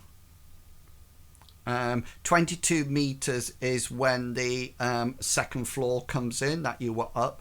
So you're now right down at the bottom. So you're sort of like 30 meters up to Okay, the top. I'm going to start casting a spell, but I want to hold it. Okay then, yeah. Okay. How many turns? It's going to take me two 2 turns. 2 turns. Yeah. Okay then. So that's on 19, isn't it? Bartleby, you're up next, I think. Yes. From my angle out here, am I able to see the rope that Gulliver was shouting about to Hengist? No, because you left the rope tied off onto the first floor, and this is the ground floor. So there's no ropes hanging down here at all. Hence why the mutants have fallen a considerable distance and sort of like injured themselves. Gotcha. I thought I heard you say that it was dangling. In that It's case, dangling higher up, but not down to this level. Yeah. I'm going to make my way into the room anyways, and I'm going to try and angle myself in a way where I can have a good eye at where the rope is. My best guess would be on the south end of the wall. So like I want to move about like right to here maybe. Okay, yeah, that's next to that bleeding. That's the one that had the stake through its heart, just so you know. Nice. That's 15. Safe. So Hengist, you're on 15. Do you have action points left? Hengist has 1 action point left. Yeah, so you quite easily whack your sword in a various important part of this beast, and it then dies quite naturally. So you use up your action point to deliver that blow. So you're still spell casting, aren't you? Yeah, 2 turns. And what are you aiming at? I'm not aiming at anything at the moment. My plan is that if somebody leans over to cut the rope up at the top, then I'm going to try to summon the whatever implement they have. Got you. Yeah, I see what you mean. So if somebody Can I ask you put in here and say, if there is something in the rope, shake the rope. I mean, if somebody's climbed the rope, shake it. Okay, I'll say it again. So you tied off the rope. Yeah, you can't. We're on a different level. We tied off the rope. Yes, at the top level, and you're at the we're level. at the bottom level. So can we still shake the rope? No, because The rope's not in reach. You left. It's second level rope they're on about. Sorry, Yeah. right, my apologies. I thought it was rope from the bottom. that was shaking. Gulliver. There's nobody on it anyway. Sorry, ignore it. Yeah. Guys already over the top. Yeah. Sorry. So you sort of like look up, casting your started to cast your spell. 2 things that you notice. You notice that the rogue magician sort of like sees, scholar sees some of the mutants fall to the ground. Just roll your is it insight, Gulliver? Yeah, you sort of like start to cast your spell, and you sort of like looking out for that knife to come out, or an axe or something to cut the rope, and you just notice that this sort of like scholar, this robed scholar, has noticed 3 of its minions fall to their death, and Hengist killed one of them, but he just with your insight roll, he doesn't seem to be bothered about that, and he just sort of like turns and walks away. He doesn't cut the rope or anything as these other people are mutants are climbing up. Could you just make for me, please? And Bartleby and Gulliver, you can both roll your perceptions.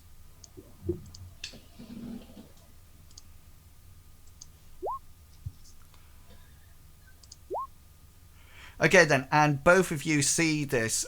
So as you come in, Bartleby, you take a quick look up, and you can see that Gulliver has his pendant out. Is it that kind of spell? No, it's he's got like a glowing Ball of water, a sphere of water. Yeah. mhm. Yeah, and you sort of like looking up, keeping an eye out, and you notice that there's still mutants climbing up the bell tower, and this robed scholar, just sort of like totally nonchalant. He doesn't look like he cares at all. Gulliver just sort of like whisks away and starts to walk away, and as he goes out the way, you notice that his hand sort of like comes off over the edge of the well structure, and you just see a glimpse. They seem to have torches up there, by the way. That's why you can see up there. So I should have said that before. So there's made light up there. It's not light at the moment up there, but you just see as he turns round and walks off, you just see a glint, a shimmer, a shine of something that looks rather like a gold chalice, and as it moves, you notice one bit of liquid comes down, and it's sort of like it's almost as if it's slopped out the side, and it sort of like comes down, and you notice that as it falls, you sort of like watch it fall, and it definitely doesn't look like water or wine. It looks like some kind of cloudy liquid, and it falls right there down, and it hits one of the dead mutants, probably this one right the way over in the corner, that one there. And it goes down and it splats onto a piece of his body that is available and open. And as it hits, you notice that the skin there bulges. It sort of like pulses for a while, bulges, and it's a bit like a huge spot that you might see. Just sort of like gets bigger and bigger and redder, and then it goes like that. And as it just goes, this tiny little tentacle sort of like comes out, whizzes around a bit, and then just keels over. And sorry, I'm 10 minutes over. We will have our 10-minute break there because that seems an appropriate time to pause. So if you're watching the stream, thank you very much for coming along. We're going to take a 10-minute break now. So we will be back at 10 to. And so please do come back and see what happens in the next part of the adventure. So come back soon. We won't be long. Bye.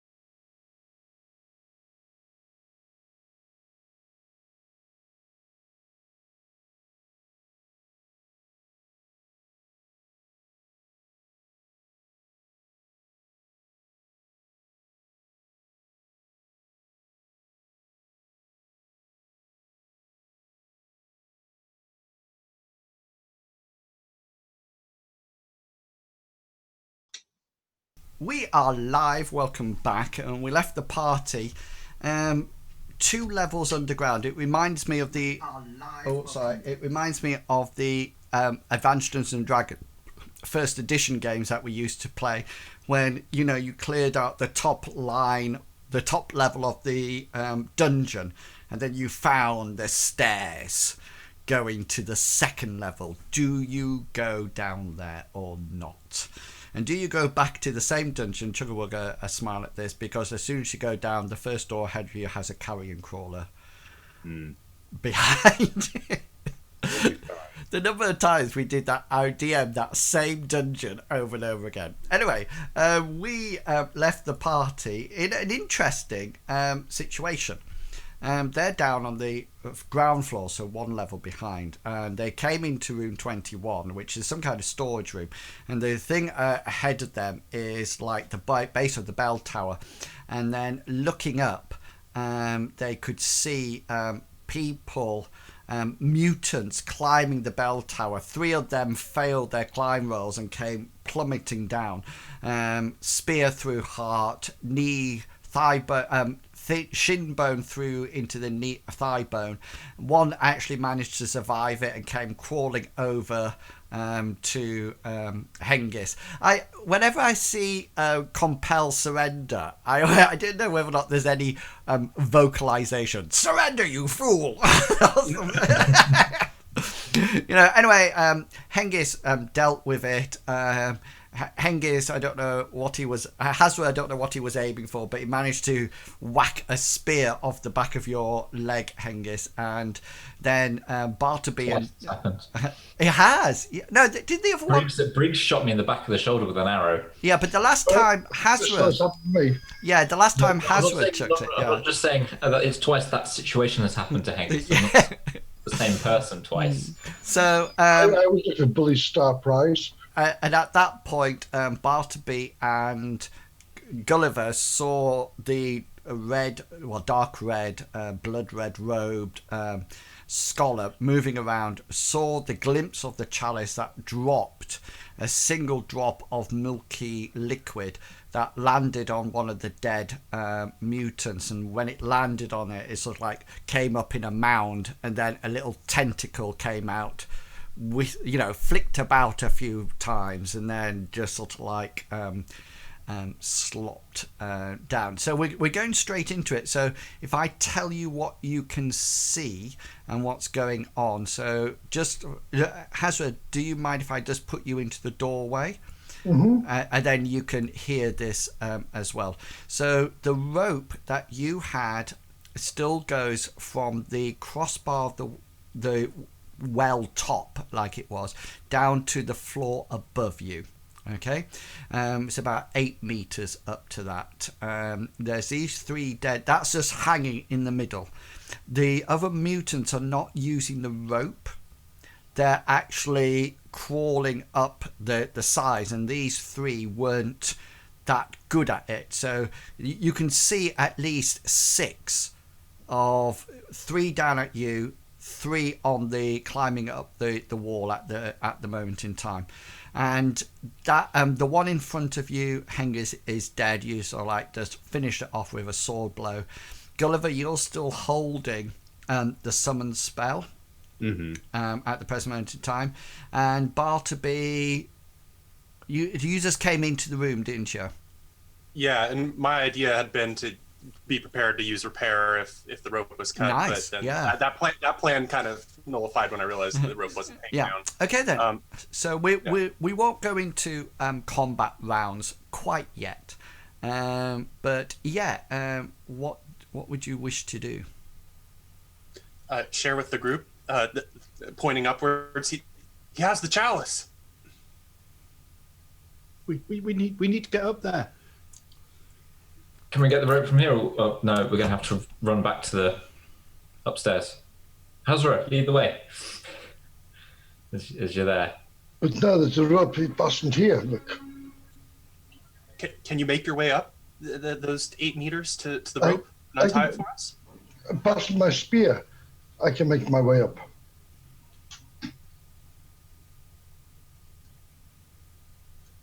So pass me my spear, and I will make my way up.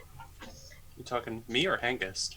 Anybody's in my spear? You can take 2 steps forward and pick up your. I mean, it's literally there. Yeah. It's there. Yeah. So right, well, I'll pick up my spear.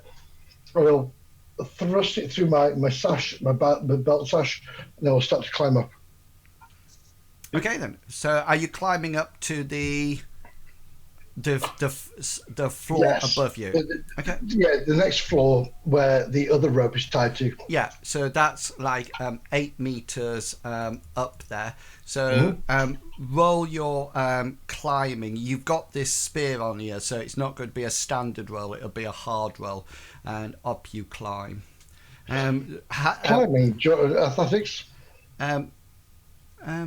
Hang on. Just let me. There is no climb roll. I think I always get athletics and acrobatics mixed up. It's athletics because acrobatics is dodging and diving and ooh. Okay, yeah.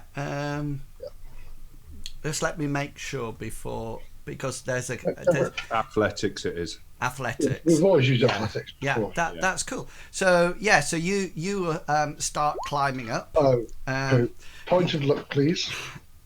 To Reroll. re-roll it, yeah. Yeah, so you start climbing up.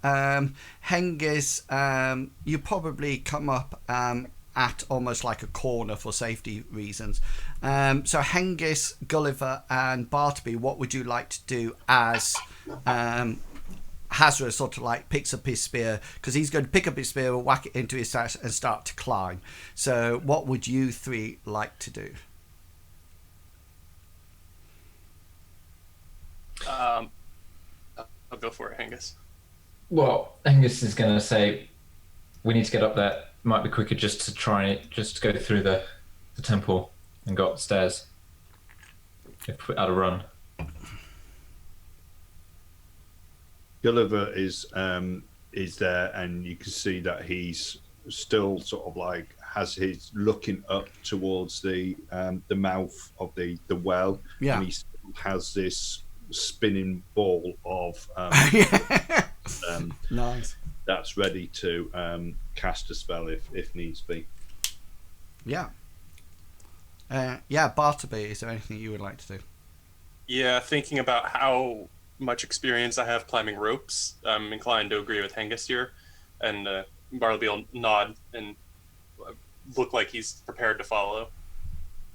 Okay, so Hazra, you start to climb up, and people see Hazra climbing up the side, and you just failed the roll. Well, no, actually, it's like, well, it's only 18 over. Barely. Yeah, so you nearly get to it, but then your hand slips on some goo or maybe liquid or something like that, and you suddenly find that your foothold slips, and you sort of like come away from the wall, and you start to fall.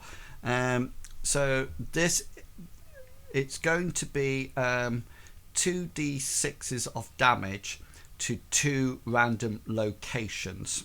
So this is this would be your first random location. So I'm just literally rolling a 1d20. Can you see that? Yeah. Yeah. That's to your 3, whatever it is. Right there. Good old famous left leg. Right leg, sorry. And then you'll take only 5 points of damage on that. Armor will protect you. And then the second roll is to 14. That's right arm. And He's fallen on his right side. Yeah. and 6 points of damage to that. Are you still in positive hit points in those 2 locations? Yes, I am indeed.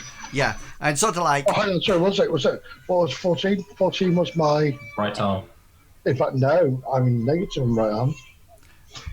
Do you have any armor on there first? Have you absorbed? Oh, sorry, yes, I do, yes. Ignore that, so I'm 1. Yep, thank you. Cool. Yeah, so you sort of like, you see Hazra trying to climb up, and Hengist, you're sort of like looking there, you're just thinking, wow, he's almost there. And then you just notice that he flutters a bit and then plummets down. to the floor. Nothing break. Well, there might be some spraying, but nothing else breaks. It's fine, my friends. I'm sorry, I'm not used to climbing indoors. It's normally outside, but I can see a perfect. You know, I slipped. Yeah. So Hengist is going to move towards the doorway at a jog. He's thinking we've just got the quickest way is just going to be to run through the temple again to get to the upstairs. Okay. Could you all make perception rolls for me, please?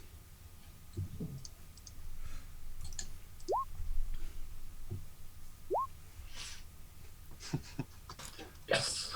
Yeah, well done. Hengist made the perception roll. So, Bartleby, you don't hear this.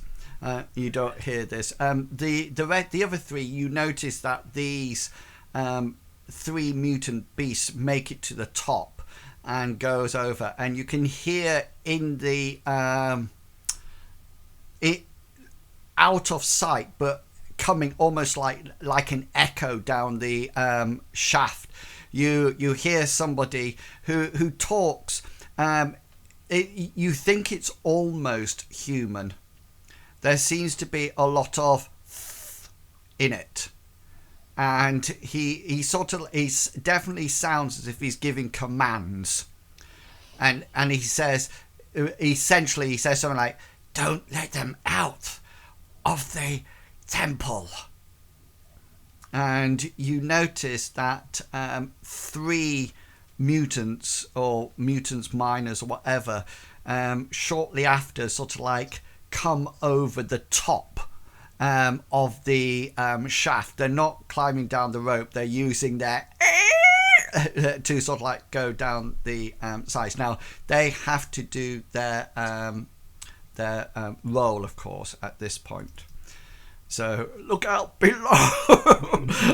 So I'll do it in the chat for you so you can see it. So their skill climber roll, remember, is 45. So if they get over 45, they're plummeting. If they get below 45, then they will be climbing down. They will successfully climb down once they've moved their action.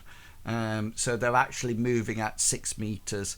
So they'll take 5 turns to actually get down here. So there's 3 of them. So this is number 1. He plummets as he comes over. This is number 2. Oh, what is it with 80s? If I get 80 again, but they could still stop us. Oh, nice. So all 3 of them sort of like come over the edge and start to climb down, and you sort of like, even you, Hazra, well, you especially think, why are they coming down face first?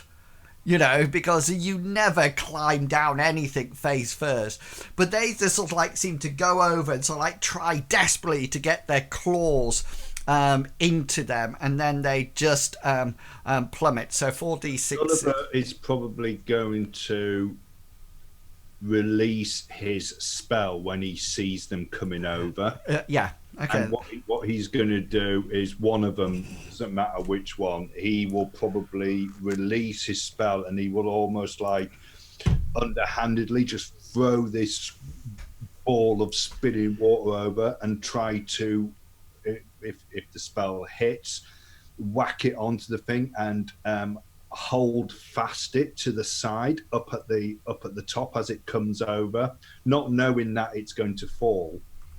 Okay, yeah. Thinking that they're going to come down and thinking just one of those things. So you'll have to up your range on that, won't you?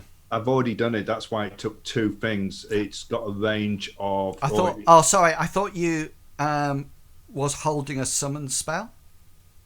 Am I mishearing this? Oh, sorry. Yes, it was. It was summon. Yeah, I thought it was hold fast. It's fine. Yeah, is that all right? Yeah. So do you wish to cast that summon spell? No, I'll just leave it. Okay then. So there's 3 of them, so you can either one person roll it or separate. Just roll for me 4d6s, and we'll see how much damage each person takes. Oh, 20. Well, the first one sort of like lands and is sort of like dead instantly. It actually lands on its head, and the head concertinas into its body, as it is like that, and there's a sort of like a splash of blood. The next one, the 12. I need an endurance roll for that. Hang on. Endurance roll. 56 is this thing.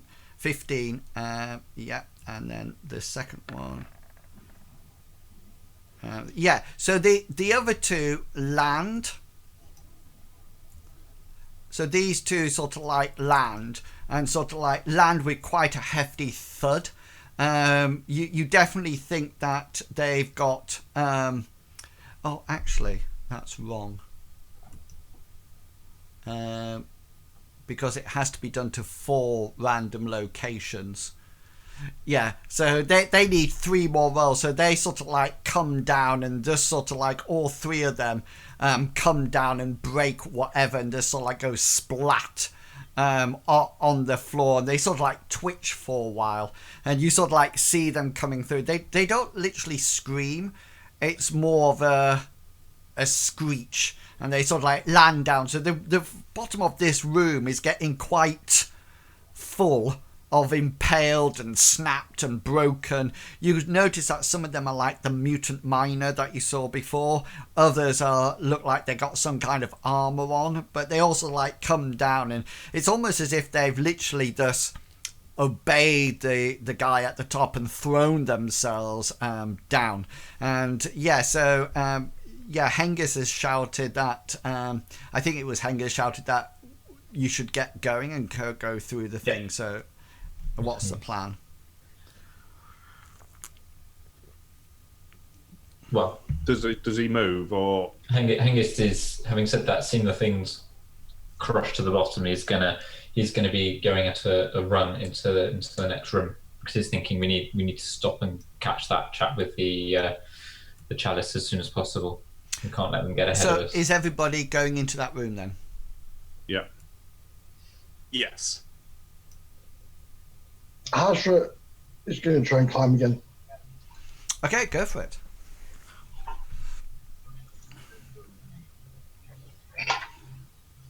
Are you looking it? No, I can't. Okay then, so you again try to climb, and it's probably, you're sort of like a little way up there. Bartleby, you can have an option. You can stay in the room, because you'll probably see Hazra start to climb a bit, so you'll probably stay here so he has a bit of light, so it doesn't get even worse. And he sort of like starts to climb. So yeah, so these you almost get there. But at the last moment you hit that same floppy bit, that slippy bit, and I can see my house from here. yeah. So this first one goes on to 15. That's his right arm again. And that is for 4 points damage. Armor still reduces that, by the way. And then the second one goes on to 11. That's his chest. And goes for 8 points of damage on the chest. Tell me if anything is into negative or 0 or lower. You're muted. I'm muted, and I have a negative on my right arm.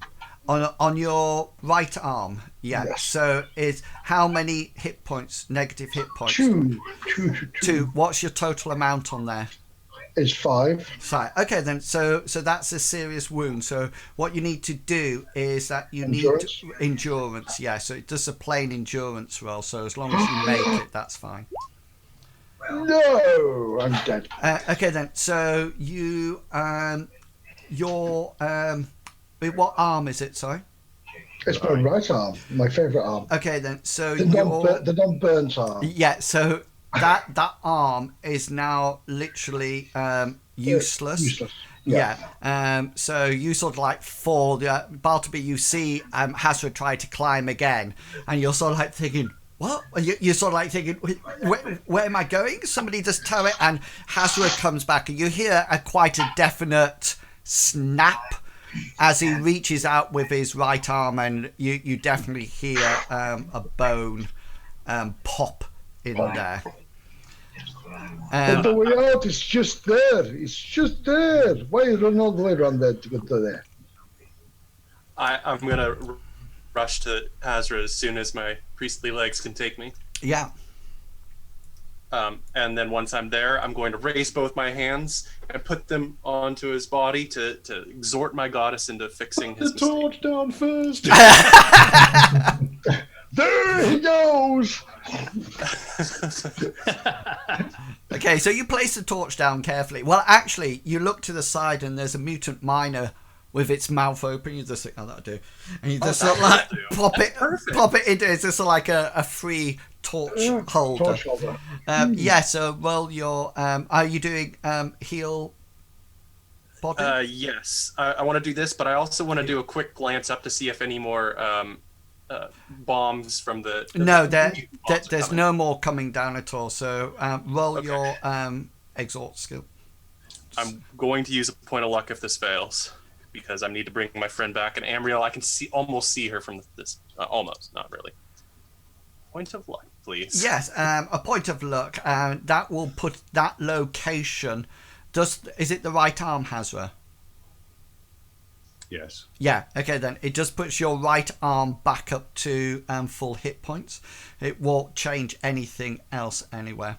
Yes. Is trusting in Hengist's sense of direction and is just running blindly behind him with the torch held up high. Okay then, so Hengist, you sort of like get into the room with Gulliver hot on your seat, heels. Being the natural leader, you sort of like look around and you see that you probably heard Hazra give out a little moan, you know, and you notice that shortly after Hazra and Hazra, do you want to try again? No. I just He's just Hengist is blind running skills. yeah, and it's sort of like I was just thinking you could put At the same moment, he will look over at Bartleby and he will clasp him and hug him in his hand and say, "Thank you, my friend. Amriel, she is a beautiful goddess who has saved me once again." Thank you, but you're squeezing a little tight. I know. I think I would have pretended that I had another fight, and so almost like I'm limping There's in. more coming down. Sorry. Why did you not stay? I fought one off. We are safe. And Bartleby go, One? There are 27 of them, and one got me. okay then. So you're heading out into the corridor. Hengist, you're up first, and you've got a corridor going north-south. Turn right down into the south. Yeah. And then he's going to carry on running until he gets to turning so on his left now, so that's east. Yeah. Going to head down that corridor. And then he's going to carry on running down and take fourth turning on his right, so to the south. So you'll hear him running past and go, 1, Left. 2. Oh, so I went to grab Hengist and I enlarged Gulliver.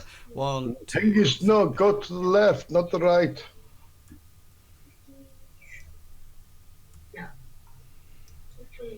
Yeah. So his right, so to the south.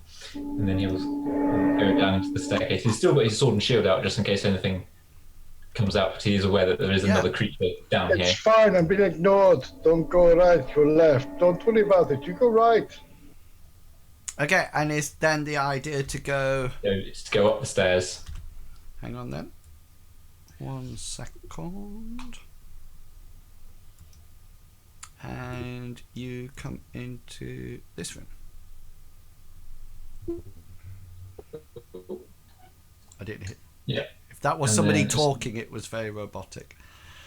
That was probably me. My internet is shocking as I yes, sent it is you. thing to earlier. Yeah. He's going to carry on running. So as soon as he gets to the top of the stairs, he's going to head straight onto the veranda. So this is this is the balcony that you can see the goddess underneath.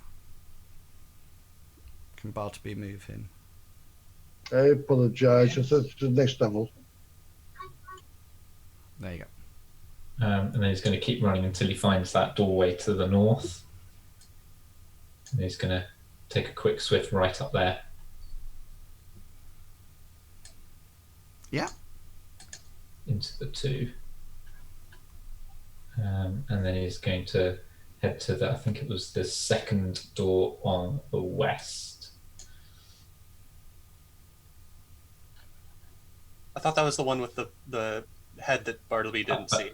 That's the next one. No, shoot.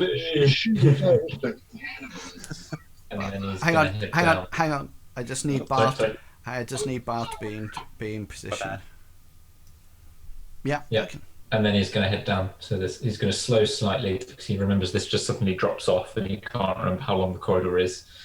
But he's going to run till he finds the end of the corridor on the rope that they tied off. Yeah, so you can sort of like you make your way, all of you make your way sort of like through the temple and up the staircase. The body that was up there that you killed earlier, you notice just as you go past that if you remember you killed one at the top of the stairs. Yes. And you do notice that.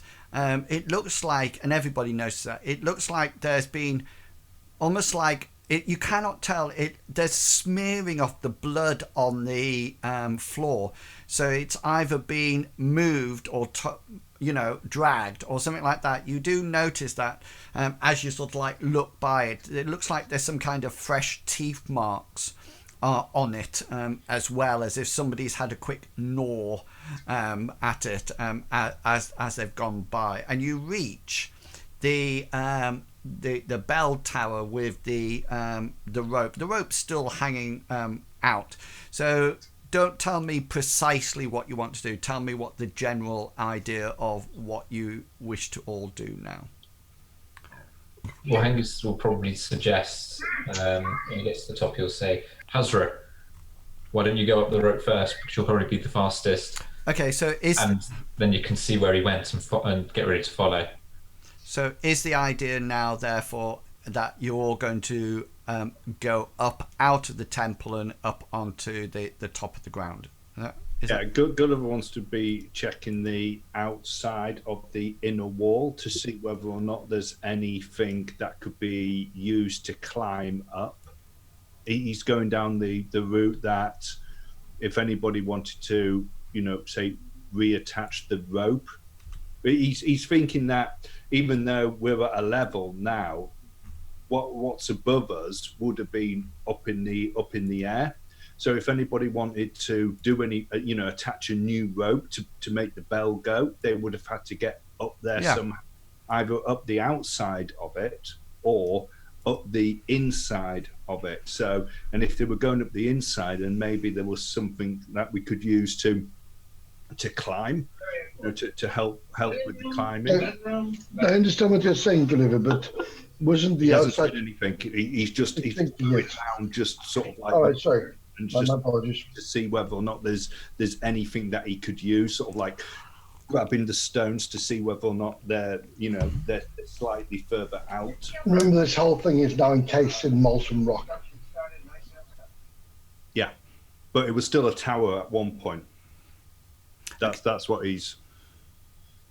It's still a bell tower. That's what he was looking at. So he's thinking of not what it is now, but how it. Okay then. So you sort of like. Is that somebody talking or not? Yeah, just put yourself on. Oh, that's. Sorry, I thought it was Longshanks. I thought it was Hengist trying to talk to me, but I heard that he said a while ago that his mic was going out, and yes. I thought is that Hengist talking?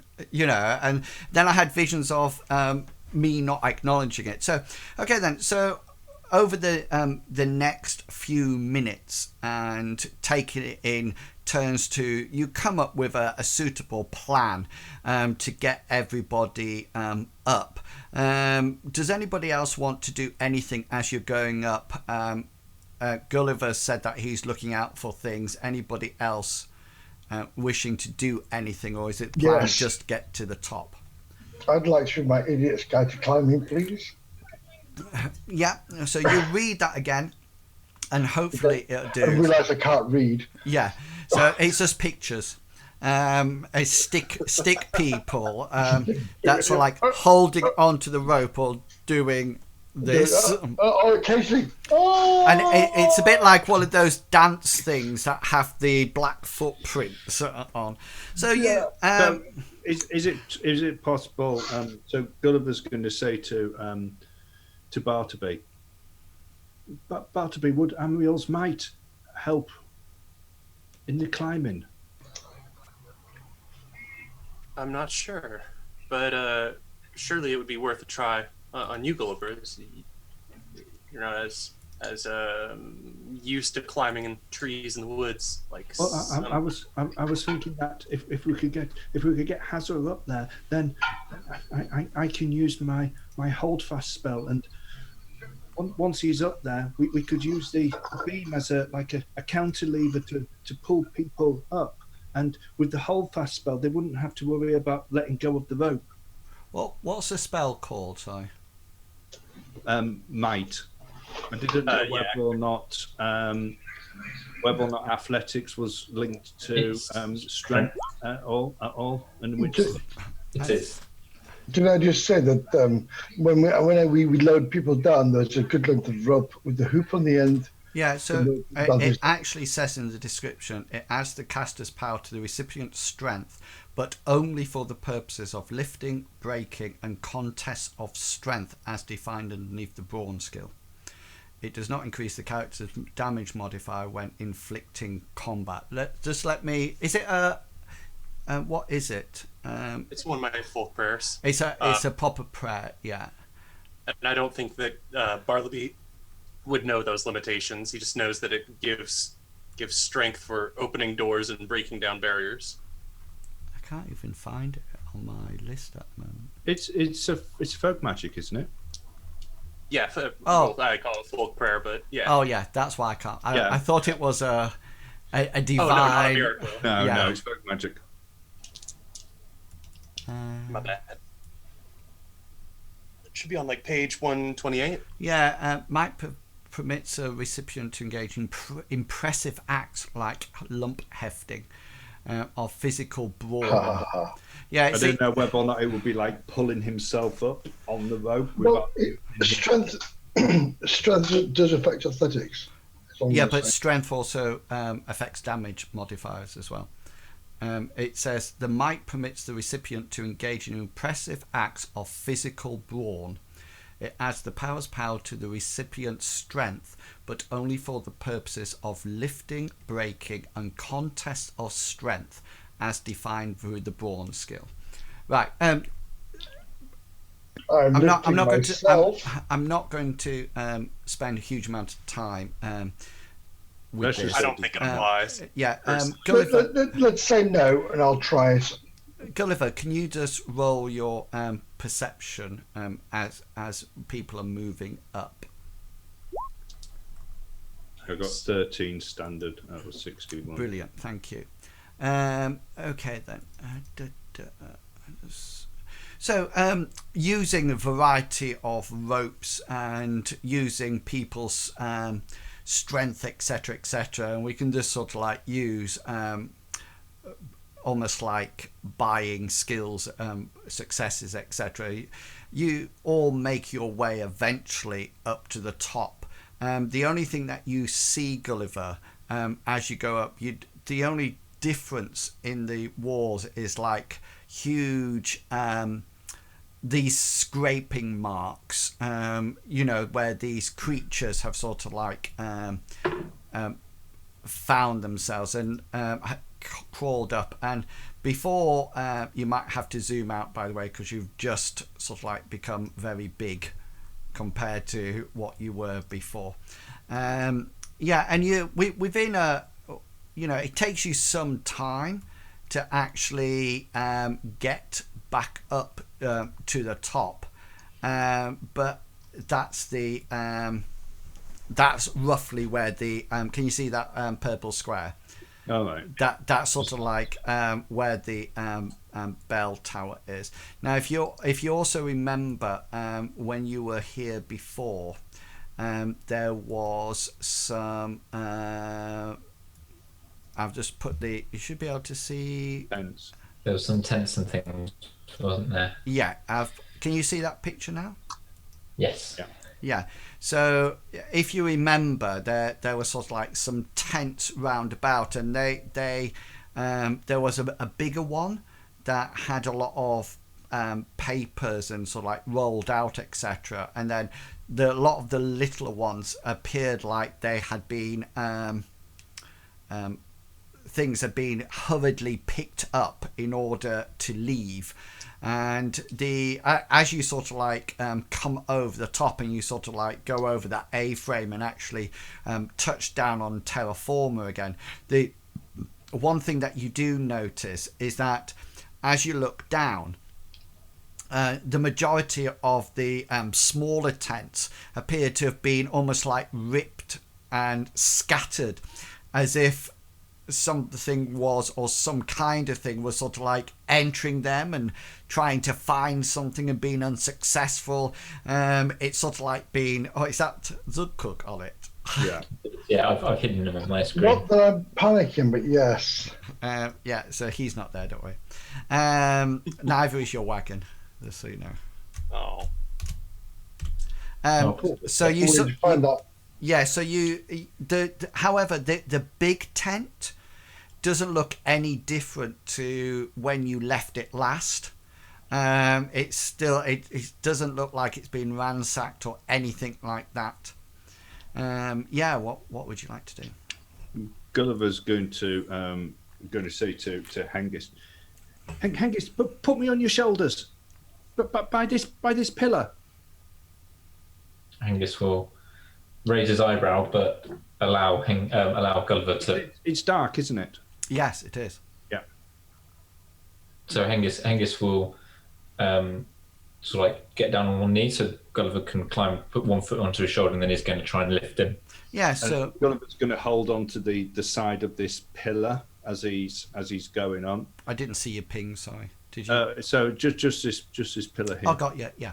Okay. So just roll your brawn roll, Hengist. It's. Can I include my lump hefting passion, or would that not be? Trying to say. Yeah.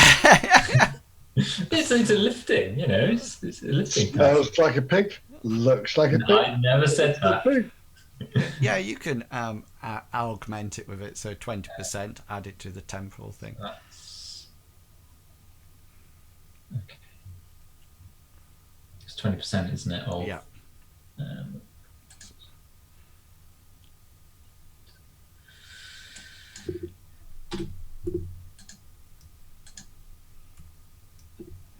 Yeah, so you sort of like get your head in between Gulliver's legs. I just hope he's not wearing a robe. And you sort of like stand him up. So how many meters tall is Hengist?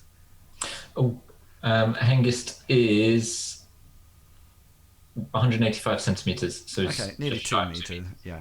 Yes, Gulliver. So you're now roughly just shy of 2 meters up.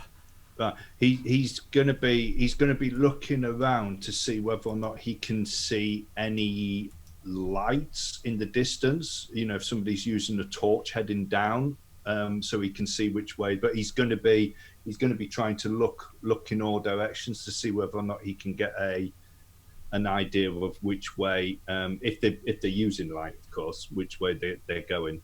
Yeah. Okay then. Roll your perception.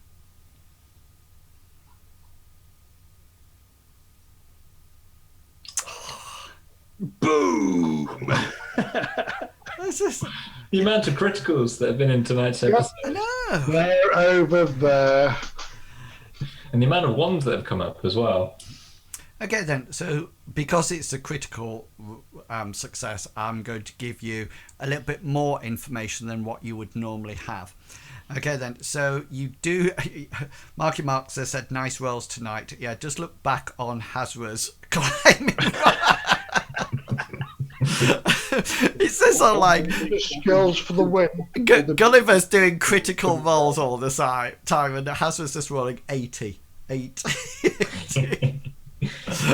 So yeah, so you sort of like look out across the thing, and I'm going to tell you two things that you can see.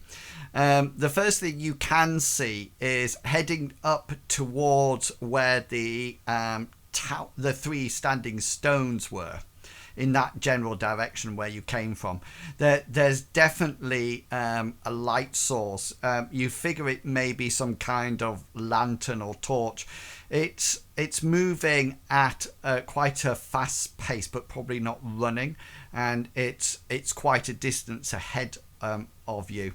But the other thing that you can see, and it's not necessarily light sources that you see, but you do hear and see almost like movement out and about, and you sort of like hear the sounds of small branches cracking, and as if these beasts are sort of like ploughing their way through. They don't seem to be going with the light source. It's as if somebody has released them here and said, go and do whatever you want. And they obviously have one thing in their minds. McDonald's. No, yeah, the KC chickens. I feel like chicken tonight, and they're sort of like going off in random directions. Mr. Clones. Yeah. So Gulliver's sort of like tottering on Hengist's shoulders. He's going to have been looking around, and then he's going to point over in the direction of where the standing stones are. Yeah, cool, yeah. And he's going to say, "That way," and then he's going to try to jump off Hengist's shoulders and land. Yeah, so roll your athletics. 37. Yeah, you don't. So you sort of like land on your back somewhere, as Hengist tries to say no, don't. You just sort of like topple off onto the floor. Yeah, so you notice, and Bartleby, you notice that it sounds like somebody's playing a recorder. I'll be Medivac in his film again. It's Medivac's film. Is Medivac turned into a bard overnight? Marcus is watching The Shining. The Shining? Does that have a recorder player? Johnny. Oh, yeah. All right. I was just... So Hengist will extend his arm to help Gulliver up. Oh yes, yeah. So and Bartleby, you're sort of like looking around. You're quite au fait. You can't see in the dark, but you've got torches with you. But you notice that the it'll be dawn in almost like an hour. You can see that pale grey, purpley grey over on the horizon, just sort of like changing, and you figure it's going to be dawn, in about 1 hour from now. Yeah. Can I just check the tracks to concur with Gulliver's findings? Yeah. Well, roll your tracking. Certainly. And if it's an 80, just make. I'll be. Oh, what you should have had that with your climbing. Yeah, there's definitely some of these hideous mutated creatures going off in all random directions. They don't seem to be hunting in packs. They tend to be quite solo, going off in random places. You do notice that they're probably not wearing any boots. They've probably got like bare feet and some kind of strange claw orientation on it, because these footprints or marks actually do look like, they don't look like anything that you've actually seen before. Even some of them might even have one of those swirling tails as well. So so Bartleby, you can share that knowledge of the daylight, and Hazra. Definitely do. Gulliver, you probably says that they're going out and everywhere, and Hazra sort of like takes a look round and says, "I agree with you, Gully. They are going off in all different directions." So But with a better accent. Yeah. So Hengist will help Gulliver up and then say, "We must get after him. He's got the chalice." And then he's going to draw his sword and he's going to try and he'll cut the rope so that if there are any more down there, they can't come up. Yeah, okay then. So you go, Hengist goes over and slices the rope, and it sort of like falls down into the temple beyond. Yeah. And Hazard goes, "No, that cost me 10 silver." You will pay for that. Yeah, so That's for throwing a That spear. will be your doom. And then Hengist will turn to Hazra and say, "Lead on. You know the tracks."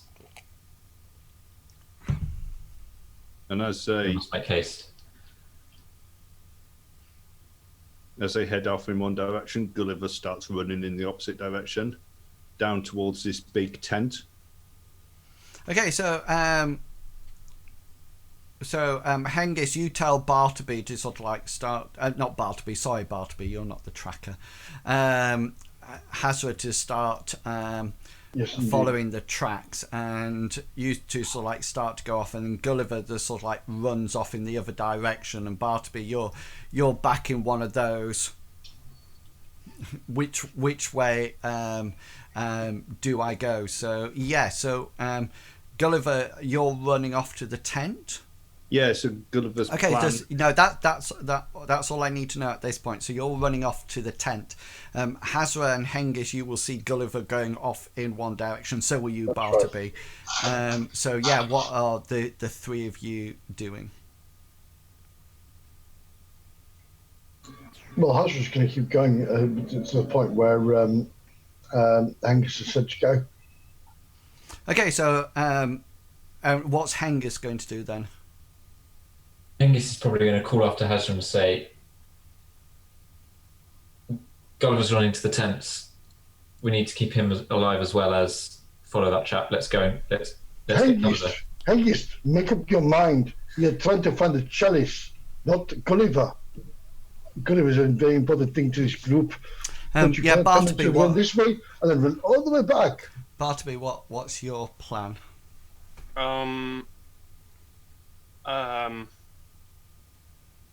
Well, they both need my protection if danger is afoot, but since my cohorts are going towards the evil wizard with his evil wizard robes and his evil wizard face, his chalice, I'm going to follow them to try and keep them safe. Because Gulliver can probably make his way back. He's got powers in his pocket. Okay, so Gulliver goes rushing off to the big tent. Hazra sets off. Hengist, you sort of like set off with Bartleby at the same time. Then you see Gulliver running off. So Hengist, you then stop and say to Hazra, "Wait up," and then Hazra sort of like says to you his spiel that he's just said about making up your mind, etc. And while that's happening, Gulliver, you will get to the tent. What would you like to do? So he wants to go into it, sort of like straight through to the tent flaps. And if I remember, there was a hollowed of parchments and stuff. There was, yes. That were laid down. So putting the torch down, whether or not there's a stand for whoever was in it before, he wants to start gathering the parchments up. Okay then, just make for me, please, an insight roll to start off with. 26 out of 70. Yeah. So the first thing that you notice when you go in is that there was a big table in the middle, if you remember, that had a whole load of parchments on. They were sort of like being weighted down with things. The first thing that you notice is that they're not all there. There's definitely some parchments missing from that table. It's going to take you a bit of time to collect. Is it just the parchments on the table that you want? Yeah, he's just going to roll as many as he can, getting off his backpack, and he's just shoving them. He's not looking at what he's grabbing. He's just grabbing everything from that table, and he's going to put the little ones onto a bigger parchment and just roll them up. He probably is not even going to put them in his backpack. He's just going to make a big roll of them. Okay. And once he's done that, he's going to head out. Okay, so Bartleby, Hengist, and Hazra, is the plan for you three to wait till Gulliver comes back, or are you going over to the tent with Gulliver, or are you heading off, or tell me what's happening? Hengist is probably going to head towards the tent with Gulliver, because he's aware that there are lots of these creatures around, and if one can take him out, Gulliver, as good as he is, isn't going to stand too much of a chance if it comes up behind him. Okay. Hazra's going to stop where Hengist shouted, and he'll be like, "What?" Okay then. And Bartleby, what do you wish to do? Anything else? Barley is going to stick with Hazra and wait for Hengist and Gulliver to return to the crew. Okay, so Hengist, as you go off across the camp area, you sort of like get there and open the tent, and you see Gulliver rolling up a whole load of these parchments from the table, and he's got his backpack on the floor, and no, you're not putting it in your, but he's just rolling them up and holding them. Yeah, to the bigger ones, and then he's just going to roll them all up. And yeah, so you get there and you open the tent flap, and Gulliver's just there rolling up paper and parchment. As he comes in, he'll say, "Quickly, Gulliver, we need to get after the Chalice." I'm going as quick as I can. Do you need any help? No, sir, I can probably catch you up. You probably finished collecting most of the things now that from the table. I'm done. Quickly. Right, after you. Need on, I'll follow. Gulliver's going to set off at a run, and Hengist will be in the direction of the stones. And as he runs past Hazra, he'll say, "Come on, Hazra, we've got to catch them." Okay then. There are more important things than bits of paper. Just one question before you head off, because you've been down the temple for some time, and you come up and morning's coming up. Is the plan to where will you be calling a halt to rest? I would like to think where we left the horse. Which is over the hill, isn't it, from here? There's a slight bluff to where we left the horse and the cart. That's to the other side. It's the opposite side of the stone. Standing stones, yeah. Inwils. In which case, morning's coming up. We should make a break now. We should take a break. Because here. Rest. Mm-hmm. Yeah, okay. Further up and covered. If there's any cover around here, we will find a place to cover, and we will. Why not take a break in the tent? Yeah, there's the smaller tents are ripped to bits, but you can definitely stay in the big tent. That will actually provide quite a bit of cover, and if you remember, the nights are quite cool here. Cool, yes. Yeah. Just another question. Are you planning on lighting a fire of any description? What ration do we have at the moment? I've got some game trail and stuff. Yeah, you've probably got enough rations between you not to light a fire. It's just for huddling up warm. We'll cuddle each other. No, it's not. It's more about keeping watches, whether or not you're going to have a light source. To be fair, you could probably see better with no light in the dark of night. Apart from the fact it's morning. It's morning. Don't need a light, do we? It's morning. So are you lighting a fire? No. I don't think we should. Is that okay? It's fine with me. I don't mind. No. Everybody else is mute. Hengist would... Yeah. I don't think we should do it. We should not light a fire in the morning because the smoke shall be seen for miles. So let us just eat cold trail rations, do our usual watches, and hopefully Bartleby can see Amriel through the break of day. Okay, so you sort of like get together in the tent.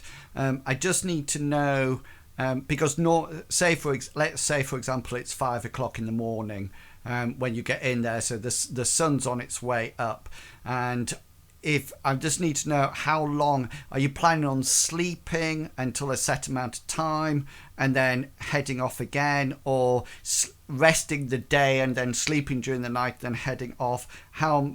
Just tell me the time frame that you're going to be sat here out of character, then I know. Out of character, As much time as possible, really. So what does it take your spells to recover? They would need a whole 8 hours. Yeah, 8 hours, like a whole night. So it's 5 o'clock in the morning, so that would be 3 in the afternoon, wouldn't? No. 2. Slightly Morning, after afternoon. midday. Yeah. So if you do that and head off at midday, or just after midday, Mm-hmm. The only person who Bartleby, you wouldn't be able to refresh your devotion pool. I was going to interrupt and say that. But, Yeah, sorry. Yeah, because I understand. That's why daylight. well, if Amriel took if Bartleby, Amriel, I love you. If Bartleby took the first watch, he has to do it underneath the moon. there's no moon out at 5 a.m. No. That's why I always like being the midnight shift, because then I get Correct. to That's right. Now I understand. Bless you. Thank you. That's very quaint. So okay then. So okay, so how about this? The plan would be to do. We'll rest for 10 hours. okay. Okay. We'll do a Bartleby and Gulliver will sleep. Yeah. For 8 hours. When Hengist does a watch. Yeah, I'm quite happy 6 to. hours, and then waking up, but Gulliver wants to have at least an hour or two having a look at the papers before we set off. Yeah, well, you'll probably be setting off about 3 o'clock in the afternoon then, the next day. So you've got plenty of time to sleep. Hazri, you've probably got some time to set some traps if you wish I will to. do, yes. If you stop, I'll set traps. Anything like cleaning weapons, etc. Bartleby and Gulliver, you'll be able to refresh your magic points, but Bartleby, you won't be able to pop it up into your. How many devotions have you got left? I have. Let me just double check. I want to say 1 left. Yeah, because I did 2 heal wounds and the failed cure malady. Yeah. So you'll still start with that. Hazard, just roll a survival check for me. Certainly. Would I be able to use my first aid on myself as well? Yeah. Well, we'll can sort that out in a sec. Just do. So I'm just it's a trying to good find my point. survival. There Yeah. we go. Oh dear. I can't use point luck. Oh, so annoying. Okay. So, but you probably come to the conclusion that this is I took probably. time to do this. Well, it's volcanic area as well, so obviously there's no small mana. So, have you got minor wounds? And what's your healing rate? You're muted. I am muted, sorry, which makes a change. My healing rate is. Apologies. Fatigue recover.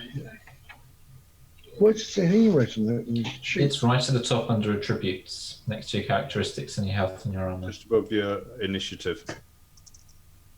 Oh, healing rate, so 3. 3. So you actually so minor wounds. If it's minor wounds, that healing rate is in days to recuperate. Serious wounds, it's in weeks.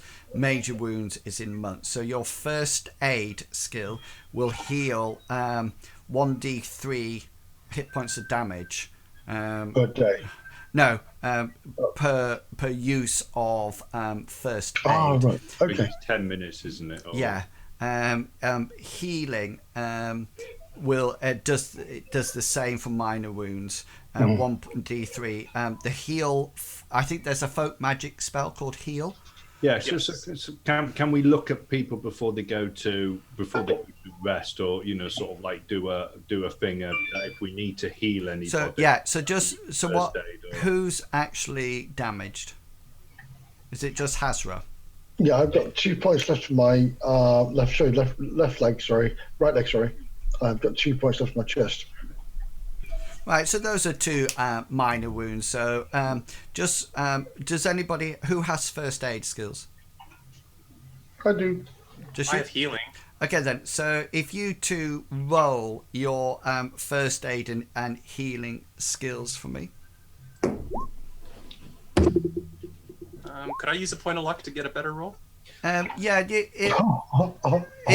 You can take minutes over it. So I mean, it's not something that it takes 10 Don't minutes. Spoil my 47 out of 47. So during the resting time, as Gulliver said, you organise healing and sort of like ensure that everybody is healed up by 3 o'clock the next afternoon. And so we'll start off the next session. It'll be 3 o'clock in the afternoon. You will have used up one of your rations, but then magic points will be full. Luck points will, of course, as well. And devotion pool won't be, but everybody will be healed up, ready to set off in the general direction that you would like to go in. Yeah, and Gulliver would hopefully have had, or maybe even Bart would be the 2 of them, maybe looking over these scrolls for a couple of hours. What exactly are you looking for? Anything in particular? Yeah, I'm looking for whether or not we can find any idea of where the people might be going once they had what they were going down there for. They've obviously been going through and getting the information from the libraries, etc., and wonder whether or not they maybe had the next step, but they needed to find a chalice. Yeah, so both of you roll your literacy skills for me. Yeah. Literacy.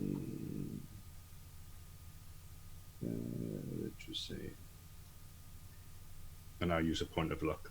Yeah. Okay then. So we'll start off the next adventure with that information. I'll give it to you then, and then you can share it as a party and decide what your next steps will be.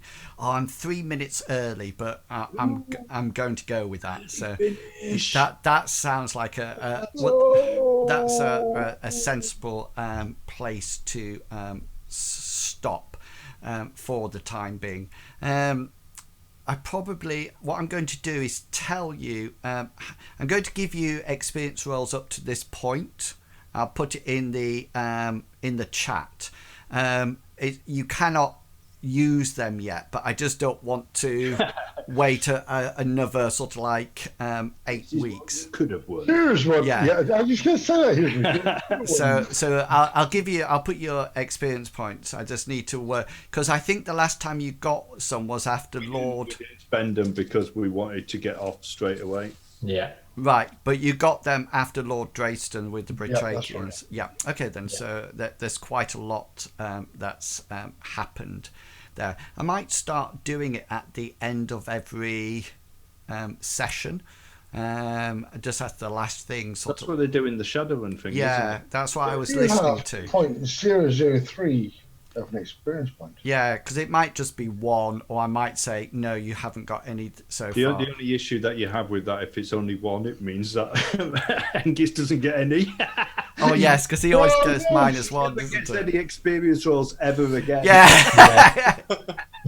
If I get more fumbles, I'll just have to make sure I fumble the skills I want to. Yeah, brilliant. Yeah, I okay. have 4 fumbles this week. Okay then, so we'll join the characters next week after they've rested, and they're on a way to go somewhere next, or back to Lindo, whatever they see fit. So does anybody have any announcements, Mr. Pickles? Mr. Pickles. Well, strangely, I have one announcement. Oh my gosh. I'm going to be playing in about an hour or so on my own Twitch channel or whatnot. I'm going to be playing some point-and-click adventure games, and it's not going to be Harvester because I'm sick of that awful, disgusting game. It's going to be something fun. Were you playing Harvester beforehand? I was playing, and that It's game a good pushed game, my isn't it? It's a good buttons. game. Right. Okay. When's that then? In an hour's time. Yes, in an hour's time over on the Pickle channel. Cool. So, what game's that then? I haven't decided yet, but it's probably going to be something a lot less Monkey Island. dark. No. Might actually be Monkey Island. No. It's between that and Cafe Duke Ring. Nukem. That's not point and click. Oh, it's not, is it? Sorry. Okay. Yeah, there'll be something Time to happening. get some. Brilliant. So if you want to see some more pointing and clicking, then go over to Mr. Pickles. His Twitch channel is the Mr. Pickles Show. Monkey Islands are great games. Yeah, I've never played them, but I'll just agree. Yeah, they're fantastic. Played them on the Amiga. Beneath the steel sky. Yeah. So we will be back next week for some more Mythras. If everyone can make it then. I will be back streaming tomorrow at 2 o'clock, working further on my necrotic tank as he slowly gets some good gear. You get Forager finished? Oh, no, I'm nearly. Forager, I've got all the land. I'm max level. I've just got to get the relics. And I couldn't figure out how to do it, so I read up what you need to do to get the relics. There's no cheats. But I need to do it, and there's some puzzles that I need to complete as well. Yes. Not the good puzzles. So I'll be back tomorrow at 2 o'clock for some more ESO. And we will be playing Mythras next Saturday. So if you're available and if you enjoy the show, then please do come along then. Until then, can I just say to each and every one of you, please remember to be who you are and say what you think, because the people who mind don't matter and the people who matter don't mind. Have fun, and we will catch you all later. And until then, happy RPGing. See you all later, everyone. Bye. Bye. Bye.